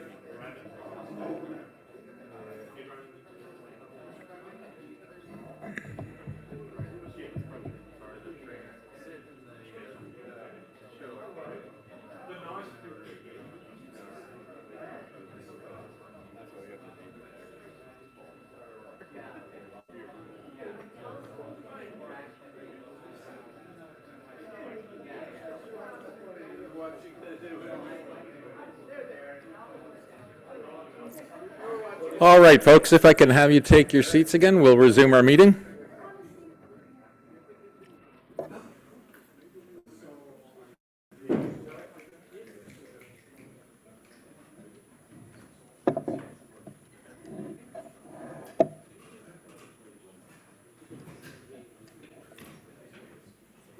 Are we good, Chris? All right. Excellent presentation and an excellent splashdown. So the night is going the right way. All right. So quickly run through some of the benefits of our club. Certainly the biggest benefit, as I've mentioned many times before, is the people that you see sitting beside you and around you. Lots of expertise to share, and we all like to talk about our equipment and experience. So if you're new to this game, that is certainly one of the huge benefits there, and we're a friendly lot, so feel free to engage. All right, we also have a telescope loan library, the telescope, or the Ted Bean telescope library. We have a lot of scopes there, and this is a great thing if you're just deciding on getting into astronomy but not quite sure what to get. Try before you buy, ask a lot of questions because there's a lot of gear out there and it varies a lot in price and quality. So let's give you a chance for some hands-on without hitting the piggy bank too much. All right, we also have these wonderful documents, the Observer's Handbook, been around for decades there. A really fantastic reference for all sorts of data of things celestial.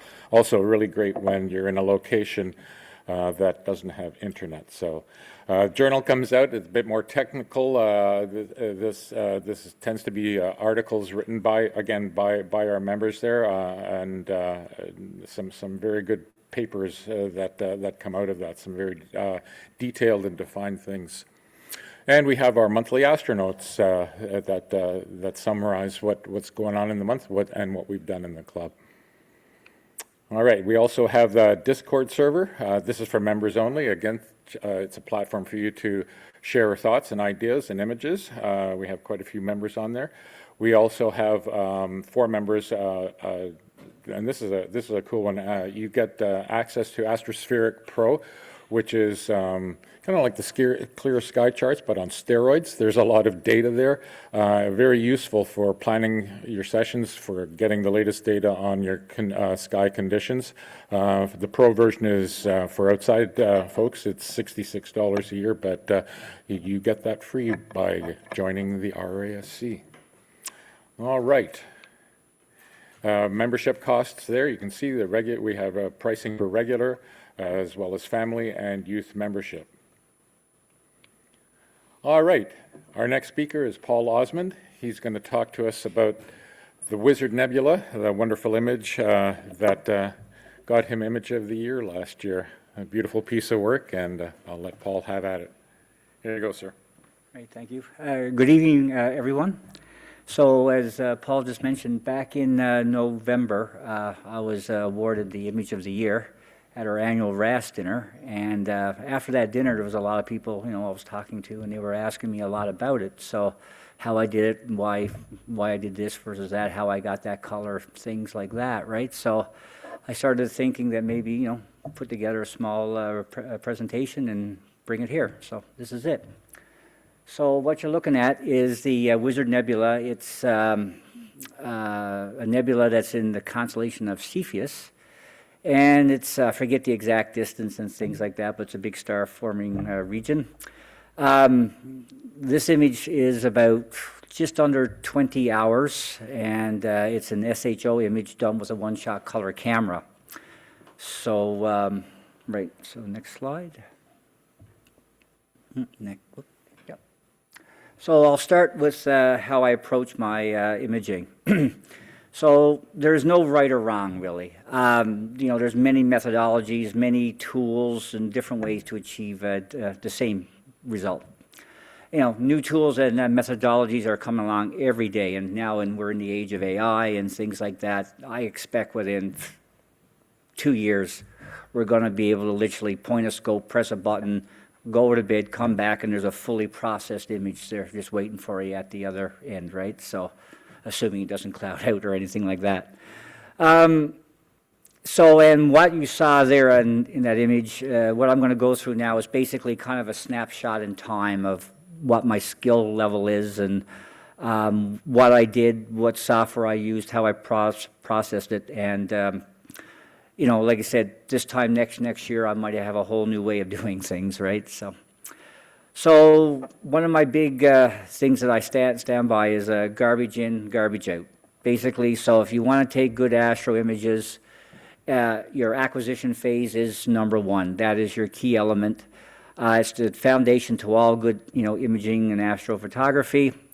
Bad data, of course, makes any kind of processing, you know, extremely difficult and frustrating and things like that.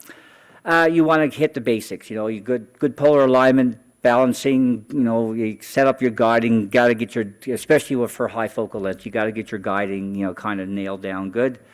And, you know, you want to have a good pixel scale, which means a camera telescope combination. So these are, you know, what I consider the basics, right? So that's a good place to start. So another thing I like is less is more. So basically, you don't want to try to overstretch your image. You don't want to try to oversaturate your image. If you got to do stuff like that, most likely you don't have enough data, or maybe there could be some other issues. But you know, usually, all things being equal, you know, you probably need some more integration time, right? And of course, the other thing I stand by is more is more. So obviously, you want more good data, right? So you want to be able to call those frames like stuff where your stars are not, you know, looking good, or an airplane flew through, or a wind came up and, you know, created streaky stars and all that kind of stuff, right? And a lot of things that come up is, you know, how much integration time is enough time. And I often use the Fibonacci sequence as my guide. So Fibonacci is a very interesting number sequence, right, in mathematics. It's any number is the sum of the previous two, right? So 2, 3, the next one's 5, 3, 5, the next one is 8, and so forth. The thing about the Fibonacci sequence is that it actually mimics nature. It mimics growth in nature. So everything from little snail shells up to galaxy spiral arms, basically they often grow and change based on the Fibonacci sequence. There are lots of math that you can look at, but I'm not going to go into that here now. Even things like growth of rabbit colonies, the way trees grow, the way the branches come out, all get matched up to the Fibonacci sequence. So for astrophotography, let's say you've just collected 8 hours worth of data and you've processed it, looks pretty good. So if you want to get to the next level, if you want to get to the point where you really want to, you know, see that extra detail pop, or see stuff that you never saw with 8 hours of data, you probably want to go to 13 hours of data. So in this case, right, you're at 8, you want the next jump is to 13. And same in the next jump, it would be 21 hours, right? So, and that doesn't mean that if you're at 8 hours and you can only get 10, that's bad. Again, more good data is better. But if you at 8 hours, if you compare an image with 8 hours and compare an image with 10 hours of data, you probably have the pixel peep to really notice a big difference. To really just look at the image on the glass and kind of say, here's my 8 hour image, you'll probably want to go to close to 13 hours to kind of really notice a really noticeable, difference, right? All right, next one, right. So again, astroimaging is a long process. I've been at it since 2020. I'm sure there's lots of people in this room and online that got, decades more experience than me. But basically, you just do it. Don't be afraid of it. It is a very technical thing to do. It does help to have a bit of a computer background and things with all the software and the networking and all that kind of stuff that you got to deal with. But, there's people around here that can help you with that. So basically, get out and do it. Hone your skills. Just set up, polar align, do your balancing, blah, blah, blah, night after night, well, when it's not cloudy. And, so just basically practice and push your limits. You want to, again, don't be afraid. Take a 60-minute exposure. Take a night, just do 60-minute exposures and then try to process it. Then you'll know what bad data is, right? But that's how you learn, right? And when you try to process bad data, that's how you learn, right? Basically, and don't fix problems by spending a lot of money. You got to go out and practice and fix the problems. Everything, just if it's not working, you got to do it over and over, rinse and repeat until you figure it out. Check online, things like that. Talk to your friends and buddies, at RASC or online, whatever, right? So you got to assume your next breakthrough is going to be like a year away. So it can be, you can spend 6 months to a year solving a single problem, right? So, or you buy a new camera, a new filter or something, and it's going to be close to a year before you get the most out of it. Now, at Starfront, that might be two weeks, but here you got to fight the clouds, right? So you can only image between the raindrops, kind of thing, right? So, you won't understand everything right away, and just keep doing your homework online and just going out, taking your scope out, and just do it and do it and do it. Except, for every good image, you're going to take probably 10 bad images, right? So that's how it works. Lots of resources are online. You got YouTube, Google, forums, Friends, RASC, all that kind of stuff. Some of the sites I've learned a lot from: Quiv the Lazy Geek, Nebula Photos, Astro Backyard, Cloudy Nights is the forum. And of course, again, as I said, RASC, right? So there's lots of people around with a lot of knowledge. Right. This picture screams Starfront. So, so this is my setup. That's what I use to take the Wizard Nebula picture. Basically, what you're seeing here, I'll use the laser. Here's my little computer right here. That's the Meli Quieter 2. The scope itself is an RC6, 1370 millimeters. I should stay close to the microphone. It's sitting on a SEM 26 Ioptron mount. I have a power tank or power box there, which is a Jackery 300 watt lithium ion power box. I mentioned the PC, and the PC runs Nina, PhD2, Stellarium, and any other extra drivers and things that you need. So a fun fact, that mount there died on me this week, actually, so I had to call Ioptron and get a new RA board. There's actually a button, or a little rocker button right on the top right there, and that rocker button, when my mount and everything went dark, the battery and everything was fine, and I went out and I cycled the power, so I was pressing the rocker button, and the rocker button was hot, like it was physically hot. So it's like something burned out on the inside there. So it's the nature of the beast, right? So next image.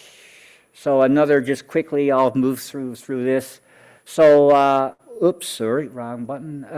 So basically, I have the camera here is a TubeTech, and it's got the IMX 585 sensor in it. I have Antlia 5 nanometer filters, that's HAO3 and the Sulfur 2H beta. I also have an Optilong UV IR cut, that's my luminance filter, and I use an off-axis guider. And if you're going to start jumping to high focal lengths, you might as well bite the bullet. You need an off-axis guider. I have a Gemini autofocuser and an SV Bony power hub. So, whoop, darn, sorry. So basically, that's the autofocuser and a guide camera. Oh yeah, my guide camera is the 662 mono, also a Tube Tech. Autofocuser, that's the power junction box there. Yeah, so next image. So after all the acquisition is done, so I process using 3 main tools. I use Cyril, which is right now, the one that I did that image with is 1.4.0. I think it's up 1.4.2 now, I think. And I use that mainly for my pre-processing. That's your calibration, your lights, darks, flats, bias, that kind of stuff. Stacking, and Cyril also has some pretty good actually post-processing tools as well. It's not Insight, but there is, for what I'm doing, you can get a picture like the Wizard Nebula with that, right? So Graxpert is also used. It's 3.1.0 right now. I use that for background extraction, deconvolution, denoising. Deconvolution, for those people that are new to it, basically is kind of like sharpening, but it tightens up your stars and kind of tightens the image at the same time. And for star removal, I use StarNet++, which is version 2 right now. Again, I'll get in why we do the star removal in just a few short minutes. Uh-oh. Press again? Hold on. Yeah, okay. Yeah, so, okay, so funny story. I actually use Linux, right? So I'm one of those people, I prefer Linux over Windows. And Linux uses LibreOffice, so it's not the, what is it, PowerPoint. It's a kind of a knockoff version of it, but it uses the Microsoft formats. And I've noticed that every now and then text vanishes, so this is what happened here. So I think what this was is I was going to outline, what was I going to do? I got to think this through now. Sorry. Anyway, never mind. I can't think it through right now. I'll just move on. Sorry. Right. Okay. So what this is, there's a lot of online tools. This is one here. It's astronomytools.net.org or astronomy.tools, actually, rather. So what this is, I talked earlier about pixel scale, and this is what this is about. So you want to know how to pair a camera with a telescope. So there's lots of things that come into play here. You have your things like your seeing, which is right here. For Ottawa, I just leave it at the standard average, so basically, which is an okay seeing, right? So if you're in the desert, you can set it to your seeing to good. If you're in a jungle, 100% humidity, you can set it to worse than that, right? So I've entered here my scope here, 1370 mils, and this is the pixel size of that IMX 585 sensor camera, which is 2.9 micrometers. Over here, that's the number that is the most important number. So what this tells you is that the resolution, so those pixels are picking up 0.44 arc seconds per pixel. So you're getting 0.44 arc seconds of the sky in each pixel. So if you look down here, you have a little bar. You have purple over here and red over here. Green is where you want to be. So this line right here is kind of a bit too far to the left. And in this case, what that means is I'm oversampled, which means that my pixels are too small for the focal length that I'm using. So what does that mean? That means that your images, really at the end of the day, can start to look soft. Looks like they're not quite focused. So that number right here really when you're oversampled, it impacts your guiding. And that number right here, which is the result, that's the number you have to beat for guiding. So if your resolution is at 0.44 and you're getting 0.7 on your guiding, you're going to get motion blur, right? Basically, you're streaking your stars over multiple pixels, and your image is going to start to look soft and a little out of focus, right? You don't know if your focusing was bad or whether it's just motion blur. Right, so I'm going to show you next how to fix that. Right, so what I did here to fix it, if you notice the line now is more back into the green, I'll point you over here. I binned my camera. So those 2.9 micrometer pixels became, 5.8 micrometer pixels. So each pixel is multiplied by 2. So if you just go back, you can see here it was at bin 1 by 1, so you're getting a pixel of 2.9, and then forward you just multiply by 2. So it squares, it adds the pixels around it and treats those 4 pixels as 1 pixel. So that will give you a much better resolution. So guiding, now I have to beat 0.87. So it makes, again, it makes your images that much sharper. When you bin your camera, images tend to come a little brighter too. So that's another benefit there. Next.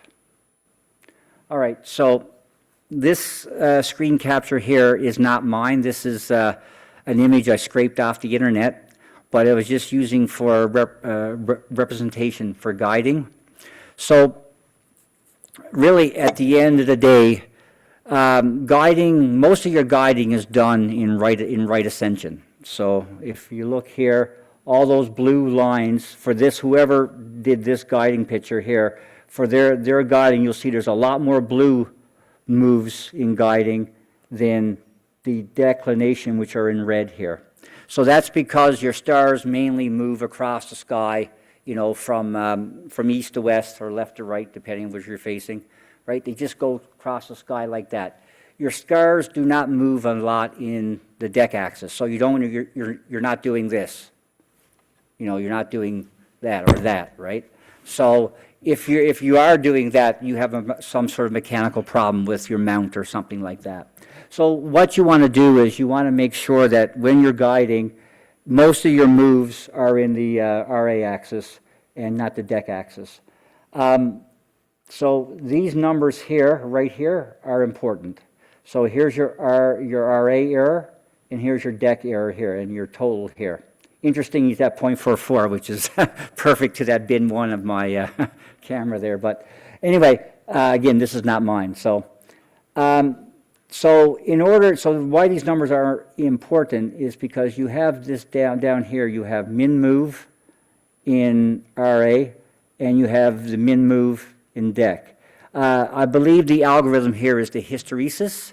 I use predictive PEC, but they both have a min move, right? So basically for RA, for good guiding, you kind of want your RA, if your error is showing up as 0.3, you want your min move slightly below what your RA number is. So this guy's got it set at 0.24, and his RA motion is about 0.33 of total error. Now, but for the deck, it's a little bit different. Again, stars don't typically go up like that, right? They just tend to go across the sky. So for the deck, he's at 0.229. So the min move for the deck is a 0.3. So for deck, you want to be slightly over your error. And for your right ascension, you want to be slightly under your error. So that should give you a reasonably good tracking, assuming, again, there's nothing wrong with the mount. Over here, this is a good judge here. I like having this panel up. I always have this panel on mine as well. You see a nice point like that, that's usually a sign of very good seeing. If you see lots of little spikes and stuff on the side and things like that, it could be overexposed too. But typically, when you see a lot of spikes, that's the image of the star dancing through your atmosphere. You can see the star will be, dancing around in this image here, right? What else can I say here? I think down here, this guy was doing exposures for his guide camera at 1.5 seconds. Typically, when you go to high focal lengths, that's too long. I usually guide at 0.5 seconds. So, because at those high focal lengths, when you get over probably 800 millimeters, the stars go through that frame pretty fast. So, you want to be taking a lot of faster pictures for your guiding. So, okay, I think that's enough of that one. So, let's go to the next one. So, I'm glad I took pictures and I didn't have a lot of text, actually. Okay, so I'm just going to do a quick breakdown of how I organize my data. I'll blow through this pretty fast here, so it's pretty dry stuff. So for the wizard, I have a main root directory in Searle, which is under a workspace, which is basically an SD card. I have a Searle directory and my image, whatever I'm working on, right? And here are my filter folders, my HAO3, my luminance, and my sulfur 2, H-beta. Searle likes temporary files. It creates hundreds of files. So all those extra files it creates goes into these process directories here. So what you're seeing here, these files are all the various attempts I had at processing the Wizard Nebula. So I think whatever is number 9, I think my 9th attempt at processing it is the one I got the award for. So basically rinse and repeat. If you don't like it, redo it, reprocess it, try different things. That's how you learn, right? Next image. So what this is, so once you're underneath, this is a single filter folder. So what you see here is you see the various nights I was imaging with that filter. And again, this screams star front because, I can only get a few hours here, a few hours there, a few hours there, right? So, as opposed to a full 8 hours, what you can get in Texas, right? So, same idea, process directory. So, what you're seeing here are the stacked results of all those 3 nights. So, this is the HA stack, basically. All right, next. And now we're down to a single night. So what this is here is like this for this particular night. This is in this case the luminance filter, which is my UV IR cut. And here's an example. I have my biases, darks, flats, and my lights. When Searle runs, it creates a master darks, master flats, master bias, and stuff like that. So it goes in there. Again, all those temporary files and stuff it creates goes in process. And this is what a single night stacked image looks like. When you run Searle, I always stack one night at a time, and as I add up the nights, what happens is inside that process directory, there are the process lights, which have the the lights and the darks and the flats all applied to it. So everything has been calibrated. So what you get is when I stack multi-night, I take all, from the process directory, I take the PP lights, which stands for pre-processed lights. And those are your calibrated lights, and you do that multi-night, stack those together. So you'll see that in just a minute. Oh, text. Excellent. So, okay. So, right here. So, again, this is basically running Searle, a basic, simple workflow here. So what I do for a single night, I cull my bad frames. Again, look for if the wind came up and your telescope became a sail, your stars are out of shape and stuff. You want to get rid of stuff like that. Stuff where an airplane flew through or something. You want to get rid of that kind of stuff. So, and of course, in your single night, that's how you calibrate your lights with your flats, bias, so on and so forth. Registering, for those who don't know, are just star aligning. So you take multiple images, and so in order you can stack them correctly, you've got to align the stars, and that's what registering is. And then, of course, you do the stack. So every single night of data, I have to go through that process. And as I said before, for the multi-night, what I do, I create a sequence of those pre-processed lights for each night, and I register and I stack those. And that gives you a single multi-night stacked image. So, next. All right, now we're starting to get into the meat of it. So what you have here now is, I believe this is the, yes it is, this is the HA03, so this is the multi-night stacked HA03 image. And you can see the color is awful, it's green, it's orangey, it's all kinds of ugly there. So the first thing I do now is we get into Graxpert. So this is where we want to background extract. And what that means, for those who don't know, is like if there's gradients and awful colors and things like that, it helps remove a lot of that stuff. Graxpert also gives me some denoising, which basically takes the static out of your image, right? The little speckles and that kind of stuff, right? And then I also will deconvolute that image as well, which basically takes the stars. If the stars look a little bloated and stuff, they will tighten them up a little bit, and at the same time, give it a little bit of sharpening to your image. All right. Again, by the way, Cyril, Graxpert, and StarNet, that's all free stuff. And just so you know, right now we're in an auto stretch mode here, so everything, all the data is linear here. So nothing has been stretched. It's only been stretched for just for the preview window. So, right. So next slide. Right. So, okay, what this is now, this is the same image, but now Graxpert has done its magic. You can see it's a lot more properly colored. The darks are darks, the signal is bright, and things like that. The stars, it's hard to tell, but the stars are a tiny bit tighter there as well. Next slide. So this is the same for the sulfur 2, right, and H beta. So same thing, Graxpert has done its magic there.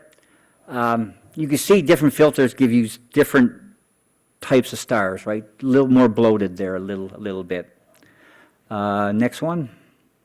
And this, I believe, is the luminance, right? On luminance, for the record, when I did put my stars back into my image after I processed it, I threw away the luminance data. Actually, I didn't use it because I did it wrong. Luminance needs to be, for the most part, fairly short exposures, and I was doing something like 30 seconds or something like that. It was way too long. My stars were too bloated and blown out, basically, so I ended up not using it. So, right. So next one.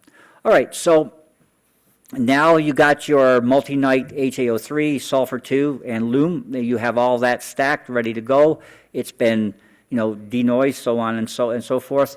Now you need to create a sequence, and basically, which is basically a list. You should put all these 3 images into a list that Cyril can recognize, and you start to register these 3 stacked images, right? So now you do more star alignment, because you can see here, it figures out one of those images as your main image, and it registers to the main image. So you can see over multiple nights here, and I didn't quite get the exact same framing night over night. So what you're seeing here is kind of a registration artifact here. So I lose some of my data here, basically, because it won't all align correctly. So is there anything else to say on that? Yeah, you can see here there's a go register, so I'm getting ready to do all that there. And this is the result of the registration, and again, now you can see that there's data missing, right? When it registered, it said stuff that it couldn't register because it wasn't in all the frames. It just basically got rid of it. So what you have to do now then is you have to crop. So you crop your sequence and get rid of all this ugly stuff, this border stuff here. So it's a crop and cropping the sequence. And again, the sequence is the list of those 3 images, right? Again, I will point out we're still in linear mode here as well. Right. So, okay, so now this is the result of the crop there. You can see everything, all those ugly borders are gone. Now it's time to use StarNet. So this is where we want to take these stars and remove them, because when you process images and do stretching and apply your curves and things like that, stars can get out of control. All that deconvolution you did can go out the window when you start to stretch. So it's better just to stretch the pure data or the pure signal and not the stars. So what StarNet will buy you is it will remove the stars. It's like an AI tool. It will remove the stars but preserve the signal. And it will try, it does leave some artifacts in your image, but it's getting better, and it actually does a pretty good job. As well here, I applied to my sequence, so it basically removes the stars from all those 3 files that's in that list, that sequence. And other thing here is it pre-stretches the image, because again, we are in linear form, and I generate a star mask, which basically, when you remove the stars, it actually creates a separate file with literally the stars in them, so that's the file you use to put the stars back. Okay? So, right, next one. Right, okay, so here's the image now. The stars have been removed. And again, we're still in, now we're back, we're still in linear mode now, but now we're starting to stretch. So we're using the generalized hyperbolic stretch transformations tool, which is kind of a fancy curves tool, I guess, for lack of a better word. Curves, if you know Photoshop, you know, you can bring up an image and you can change, like the darks are in this side of the image, the lights, the signal is in this side of the image. You can see this picture here is pretty dark because it's being stretched, so most of your data is over on the left side. So what I'm doing here now is I'm stretching, and typically for stretching, for when you're going to combine like multi-filter images and stuff, I don't stretch too aggressively. I just basically come off the left side and just leave a little bit of a gap, and enough just you could just start to see your data, because when you combine all of the images together, your image tends to brighten up anyway, and you can do some stretching afterwards as well. So don't overstretch here, right? So is there anything else? Yeah, I'm not going to sit here and teach you how Searle works and all the different bells and whistles that it has, so that could be something for another day. So right, so again, so now again, linear, this is the stretched one, and now for this, for the HA, I think this is HA. Yeah, this is HA right here. Now we're going to split our channels. So basically, so we're trying to create an SHO image, right? So the sulfur filter data goes into the red channel, your hydrogen goes into your green channel, and O is oxygen, so which is more the blue-greenish side of the world, and that goes into your blue. So what I'd have to do is for every single filter image, I split my channels. So basically HO red, HO green, HO blue, and hit apply there, right? So next. So I know I get the sulfur in the red, or in the the red channel, and the hydrogen in the green channel, but the oxygen data is really a combination. So what I do is I go into pixel math and I combine the green, actually this is wrong here, actually this should be a blue, HO green, HO blue, sulfur green, sulfur blue, and in pixel math basically you divide by 4. So you take the 4 images and you average that data, which gives you a single channel. And if you notice, it shows as black and white because it's a single channel. So this is the channel that's going to go into the blue channel. So next. So, okay, so now we're getting close to the end here. So what this is here now is, so I've used pixel math. So I created that 03 channel, that black and white image you just saw here. And now I'm putting the channels back together. I'm using pixel math to do this. So the sulfur red channel goes into the red, the hydrogen red channel goes into the green, and my newly minted 03 channel goes into the blue channel. So in pixel math, it's very simple. I use an F here for a factor. The factor is down here. That's just another way to stretch. It brightens up your image once you combine. You can play with this number to get the image as pleasing as you want. Next. So right now, after the pixel math is done, you can see that the image is very green. And the reason why it's very, very green, and you can see obviously in the histogram here, the green channel dominates everything. Your red which is your sulfur is not that big, and even your blue is in there as well, very similar to the size of the red, but green is your biggest one.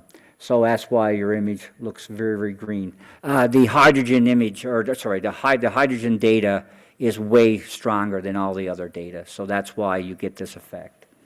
So,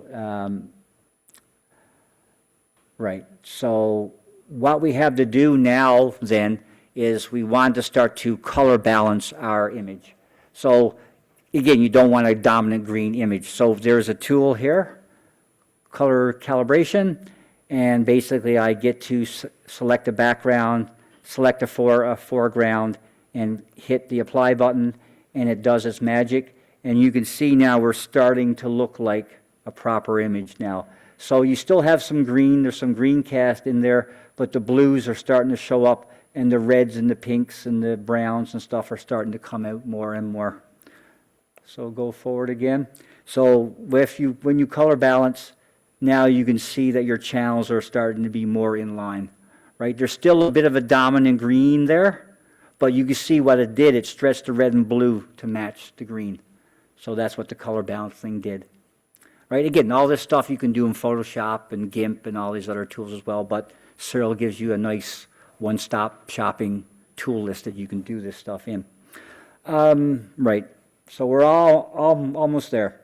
So now we're starting to see the image looking kind of like the one that I got the award. So in order to get rid of that last little bit of green, I use what's called subtractive chromatic noise reduction, or SCNR for short. And basically, because the color cameras, the way the Bayer pattern on the sensor is red, green, green, blue, there's 2 greens for every blue.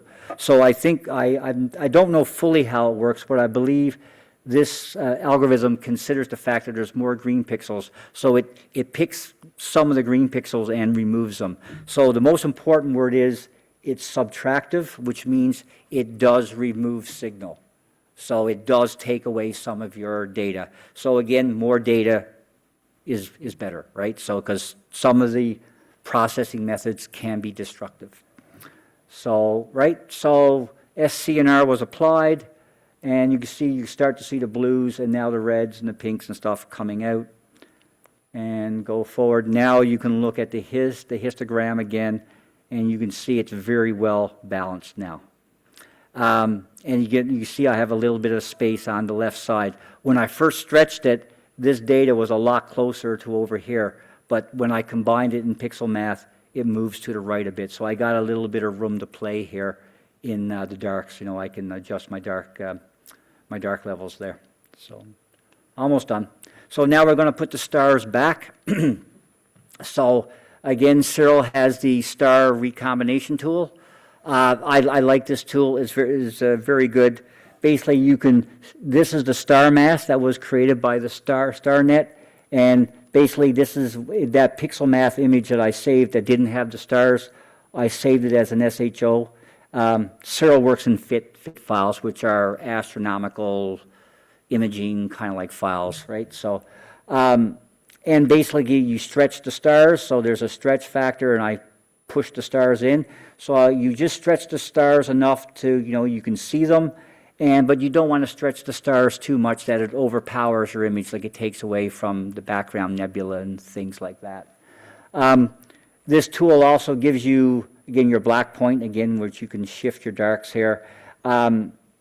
It also gives you ability to do more stretching. So if this picture was a little dark, you can do more stretching here. So you can basically adjust your signal at the stars at the same time in the same tool and get whatever pleasing result that you like. And after that, again, I just threw in a little bit of saturation. I focused on the orange and brown channels because the blue was very bright.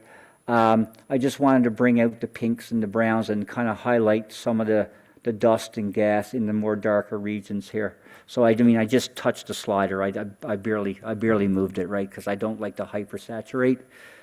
And there we go. We're back to where we were before. So again, I'd like to thank Paul again for the award. And so basically, I'll end with that, right? So thank you. That's it. Yeah.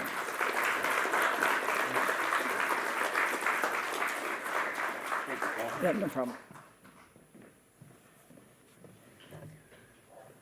It's quite a process.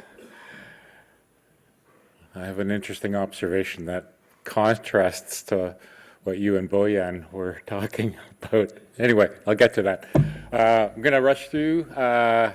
If you do want to ask Paul some questions, perhaps if you have a few minutes after the end of the meeting, that would be great. So we'll go through those because yeah, we are pushing our time a little bit because of the landing. All right, first up is Andrea. Make sure I have my right glasses this time. Oh.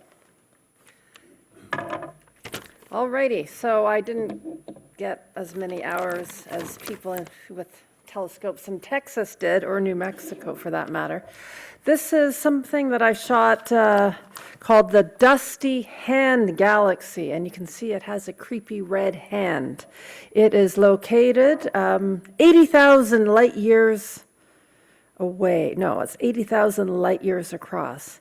In any event, this is a galaxy that has been warped because of a neighboring galaxy, and therefore it has all this activity, which is why it's a starburst galaxy similar to M82. This was shot with a monochrome camera, LRGB filters, and I think this was all in one night. I tried to do 2 nights, but that didn't work because it got cloudy. This is NGC 3344, which Richard Taylor showed one evening, and I just loved it so much. It's in Leo Minor. It's called the Sliced Onion. And again, I tried to do 2 evenings of this galaxy, but I only got 1. And there's quite a lot of little pink areas. This would benefit probably from another night in H alpha because there's definitely lots of little pink star-forming regions. And yet another galaxy in Camelopardalis, which I like saying. This is a very classic galaxy. It's a spiral galaxy, and it's actually the opposite of the starburst one. It's very blue because it doesn't look blue here. I'm not sure why, but it has a lot of young stars, so it's a big blue galaxy. This is actually very close to the North Celestial Pole, which meant actually it was really difficult to guide it, but that's another story. And the lunar eclipse, I was lucky enough to be in Costa Rica, and I was fussing a lot about what camera I would bring to Costa Rica because I knew I didn't have that much space in my bag. So I ended up just doing a camera on a tripod. I took a crop sensor camera, and I had a zoom lens that went up to about 200 millimeters. So this is 200 millimeters on a tripod, and I was pretty lucky because there was a bit of glow. Normally when you do lunar eclipses, they can be really hard to shoot on a tripod because they get so dim. And I also managed to make it down to the beach because it was a sun, as the sun was rising, the moon was setting, and there just happened to be a log there to give me a little foreground because beaches are kind of boring. So I was pleased that I got to see the lunar eclipse. It was lovely and warm and clear in another country. So that's all I have to say. Nice work, Andrea. All right, Fred Burt. Yeah. Is Fred, oh. Again, this year was just only less than 2 hours data over 2 days.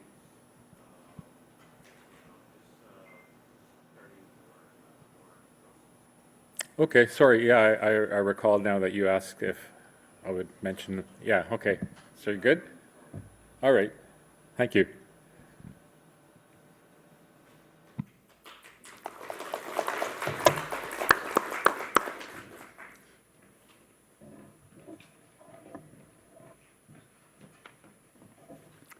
So back in November, that's when this was shot. I believe it was Richard that was asking for a wide field shot of Auriga, and this is what I got. This is the Flaming Star Nebula and the tadpoles. There's also the spider and the fly down here. Go to the next one. So this was about 8 hours worth of data. This is an HOO image, which is basically a single filter, the HAO3, so it's basically hydrogen and oxygen. I did it with the Rokinon 135 lens. I had a tube-tech, it's like crop sensor camera with the IMX571 sensor. I have the L-enhanced filter as well to bring out the hydrogen. Yeah, well, you've seen all this before. You know my kit. So, right. So, and some interesting things around that particular image, right? There's a bit of a fun fact here. That star right there, they say it kind of wandered away from Orion. So that used to be a part of Orion and got ejected for some reason. This is about, I think, was it 1,500 light years away? The tadpoles are about 12,000 light years away, so that's kind of way in the background here. And with the spider and the fly, what I found interesting was I never noticed this before, but you can see it looks like a little bit of a spider's web right there, which I guess that's why they call that the spider. And a couple of clusters around there, cluster over there, right? And I think that's it. And, well, you saw my kit. Right, thank you. Thank you, Paul. All right, Jim. There you go. All right, this is one of the observing challenges for this month, Hickson 44, also known as Leo Quartet. It's up in the, sort of the neck area or the shoulders of the lion. You can see the four galaxies are quite bright in this particular Hickson galaxy group. Some of the other Hickson groups, the galaxies are a lot fainter. So this one is quite interesting. Quite a variety of, we have a elliptical on the upper right or upper left, and then a couple of spirals that are seemingly interacting with each other. It's pretty neat. This was actually an image captured a year ago, almost to the day. I put this image in for the observing report, not knowing that Tuesday night this week was going to be clear, and actually I was able to capture this target again, fresh capture, just this week, so that was kind of fun. Similarly for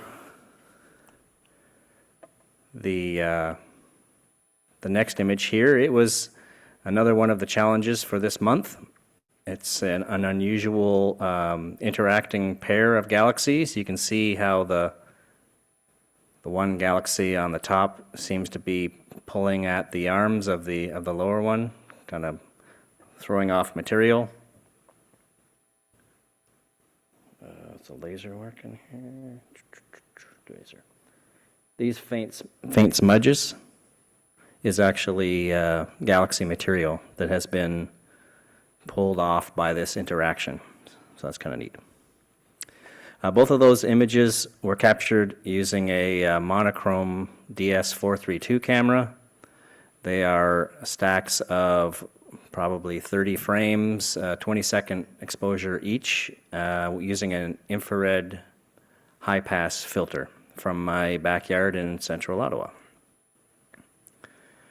They would have been live stacked in Deep Sky Stacker, and then gradient removal and Graxpert. There's a standalone version that you can use in Windows, and then some tweaking in an image processor. So minimal light touch processing. The other observing challenge for this month had to do with the moon in the interest of the Artemis mission. The challenge was to figure out what is the smallest feature that you can image on the moon, image or observe. So I dug into my vast catalog of lunar images to find out to find some of the best images I could, the highest resolution ones. This was one captured in 2018, I think also in March 2018, and it is of the area around the Hyginus Rill, which is this feature right here. It's pretty much dead center of the moon. So around first quarter or a bit past first quarter is a good time to observe this area. It's an unusual part of the moon because it was at one time extremely volcanically active. You'll note the dark area up here, the very rough area over here. Those are all features that are a result of volcanic activity, and in fact, the rill itself is believed to be a collapsed lava tube. So there was lava traveling underground at one point in time. It cooled down, the lava evacuated the tube, and it collapsed, leaving those pits all along the top of it. The image in the upper right is the full resolution view of that area. And then this is a section out of a map where I was trying to figure out how big these features are. So the smallest pit up here in this chain, the best I can tell, is about 1 kilometer across. So that's about what that particular night was able to give me. This was captured again from my backyard here in town, where the seeing is typically poor, but it is a stack of 200 frames out of 2,000, using a 10-inch Ritchie-Chrétien with a 2,000 millimeter focal length. So that's kind of what you can achieve in the city, is about 1 kilometer resolution. The next image is from about a year ago. Same equipment, but much better seeing that night. It is from an area in the upper right quadrant of the moon around the crater Posidonius, which is this funky looking crater right here. I say it's funky because the floor has somehow been heaved up, and there's a squiggly little rills that travel around in a spiral pattern. In an eyepiece, it's really spectacular, but your seeing has to be really good to pick it up. Now, I've zoomed in on a particular area over here. It's called the Taurus Littrow Valley, because that was the site of the last Apollo landing, Apollo 17. It landed right there, which was a pretty ballsy move, really, to come in over these mountains and drop it right there. So pretty impressive flying. I guess by the 17th mission, they were pretty confident what they could do. So zoomed in on that area. Oops, wrong button. Again, in the upper right, compared to a map down below. And I know it's hard to see in the screen, but in this particular case, some of these little tiny craters here that I was able to pick up are more like 0.5 kilometer. So this is probably the best resolution that I've ever achieved, imaging from in the city, about 0.5 kilometer. Anyway, that's it. Thank you very much. Thanks, Jim. Nice work as always. All right. John.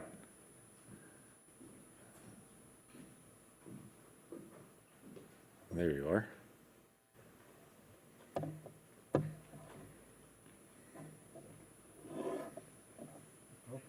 John. This is actually a repeat of an observation from 2 months ago, but I had some follow-up observations of this supernova that was discovered in mid-January. I think it was January 14th or 15th. I didn't have a chance to see it until a month later on February 13th. At this point, it had dropped from magnitude 13.6 down to magnitude 14.2, I think it was. And what's amazing, this is 100 million light years away. I got the next observation. Which button? Oh, the wrong button here. Green one, John. Big green one.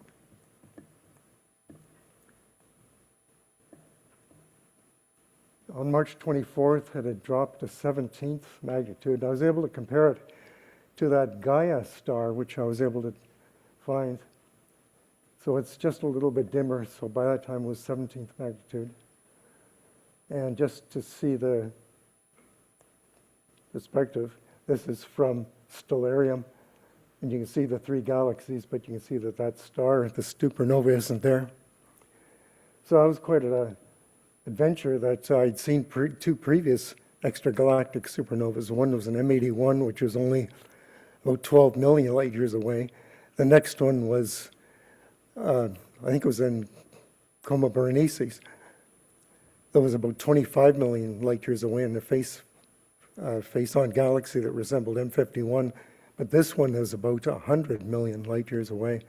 And it's not very often that we can actually see supernovas that get bright enough to see with amateur equipment at that distance.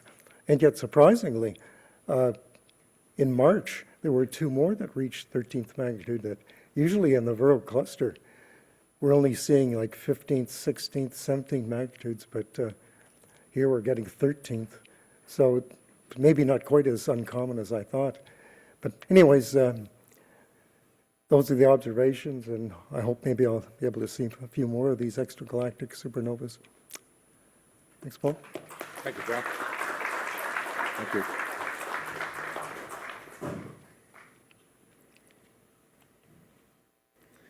All right, I got a retro observation for you. And when I was reviewing the slides for this meeting, the wonderfully technically detailed setups that were discussed tonight, it just made me think, in conjunction with the particular date it is, in the last few years of the 20th century, 1996 and 97, we had 2 great comets. Now, the more aged and experienced folks like myself will remember those. For the younger folks, probably before your time, but these were 2 wonderful comets. And I took this image actually 30 years and 1 day before today. So 30th anniversary of comet Hyakutake. This was a spectacular comet, and it was interesting in the way it came up. This was only discovered about 2 months before it made its closest approach to Earth. We didn't have back then the same satellites and networks monitoring for incoming. So this was discovered by a Japanese astronomer only 2 months before he used a pair of binoculars for this. And when it made its closest approach to Earth at the end of March in 1996, it was only about 11 million kilometers above the Earth, which is exceptionally close for a comet. And one of the benefits of that comet, it was a bit of an eye-opener because it started people in power thinking about, what could we do if it was a bit of a closer approach, right? And we've, many years later, we've seen some efforts to that part with the DART mission to deflect bodies in space that may come to us unexpectedly. So it was an eye-opener, but it was a really beautiful comet, especially if you got a chance to view this thing out under dark skies. We were exceptionally lucky. We had about 2 weeks of moon-free, very clear winter skies, not the norm these days, but very clear winter skies. And so this comet, this particular image, you can see the bright star that's just above and a little bit to the right of the coma is Polaris. So it passed very close to the North Celestial Pole, and you can see the tail extending back down into the bucket of the Big Dipper and pass. So that's about a 40-45 degree stretch. At maximum, this tail went to 60 degrees. And this was such a because it was so close, it was it was just a magnificent view. I actually hauled my daughters out at 2 in the morning to come and have a look at it in the middle of winter. And they still remember that now after 30 years. It was pretty spectacular. So I thought I'd show these, and when I was teaching astrophotography courses, I'd always say to the younger folks in the audience, you guys have it so easy these days. You've got computers, you've got amazing processing programs and such. This was taken with a film camera, my Nikon FE 35 millimeter film camera, and it's a single exposure. We didn't really stack things back then because to develop color film back 30 years ago cost you probably about $1 or $1.50 per exposure back in those dollars. So if you wanted to shoot 300 frames and stack them, yeah, that just wasn't going to happen unless you had buckets of money. So just an individual frame there, but the film worked back then, certainly for brighter objects there. And where are we here? I've just got a couple of images to show you there. So this is April 9th. Again, this is 30 years and a day ago when it made its, this was actually about a week and a half after it made its closest approach to Earth. Just a spectacular comet. You can see the cluster that's near, that's Mel 20 and Perseus. And it was just a beautiful thing to watch. The neat thing with this comet, too, is that it was so close to us that if you observed it for 10, 15 minutes type of thing, you could actually see its movement against the background stars, which is unusual, but again, because of its close proximity. It also gave me a chance to experiment with this really new, cool toy that I had, which is a 10-inch Meade LX200, my first serious telescope there. But again, I was running with film, and an auto guider was still about a year or two away from me. So all of these exposures, the previous one I showed you was a 7-minute exposure. Those are done with my eye glued to an eyepiece and doing manual guiding. So yeah, I know. It's pretty harsh in the winter, especially when your eyelashes start to freeze to the eyepiece or something like that. But it did give me a chance to get into exploring higher definition stuff. As I say, this was with a 10-inch LX200. Again, a film exposure there, so I had to really keep my eyes glued to the eyepiece there to make sure that I wasn't drifting too much. I think I nailed it fairly well. But interesting stuff there because I'd never seen a comet quite that close. So this was my final exposure and my best. It's still one of my favorite images there. Again, film. This was a 6-minute exposure with a 200 millimeter lens with the Nikon FE. And it was a day before the comet made its absolute closest approach to the Earth. So yeah, no computers, no stacking.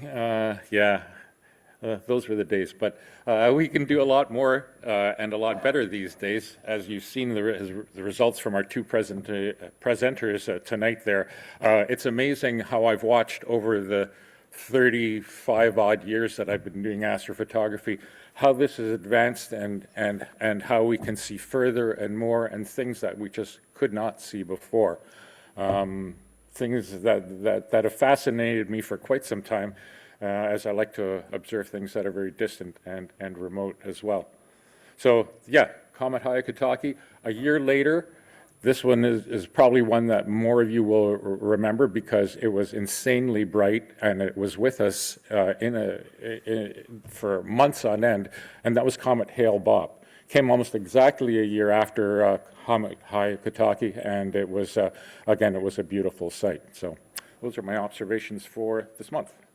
A little retro. All right, thank you. All right. Observing challenges. Jonathan, do you want to take the helm here? Oh, and I should mention, Bernie Hasselman just sent us a note, and he wanted me to mention specifically that next week is International Dark Sky Week. So be cognizant of any stray lights that you're using, and just think of trying to keep things dark. All right, thank you, Paul. All right, for April observation challenges, I'm filling in for Richard, and I'm going to change things up a little bit.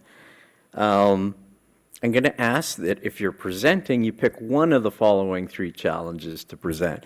Now, you can do all 3 challenges for yourself, but if you're going to present, pick one of the 3. The first one, again, is in honor of the successful Artemis 2 mission. Right on. They made it. Is the moon. And this one's aimed at both intro astrophotographers and the experienced ones. Choose what you want. If maybe this is your first time doing astrophotography, take your smartphone out and see if you can't get some decent pictures of the moon. Don't be afraid to post them on the Discord server. If you want, come up and talk about it. But what I want you to do is tell us why you picked what you did when you looked at the moon. And you can share pictures, you can sketch it, or you can just tell a story. So I'm exercising the right side of your brain a little bit. So the first challenge is all about the moon. The second one is for maybe a little bit more of our advanced astrophotographers, is pick a nebula you've never imaged before. Take a couple neat pictures to share, put it up on the Discord, or present at our next meeting. And again, tell us why you picked that one and what's neat about it. Tell us the story of that nebula. And the third one, and again, this is maybe aimed at more our people who are getting into astrophotography, is pick a cool constellation. Take a couple neat pictures of it to share. And you're probably going to do this with your smartphone. You might be able to do it with a telescope. But tell us the story of the constellation. Why is that constellation there? What's the story behind it? And then if you can, if there's a star in that constellation with a name, tell us why it has that name and the story behind it too. So I'm sure we'll get a lot of different and interesting stuff, and we're looking forward to it next month. Thank you. Paul, back to you.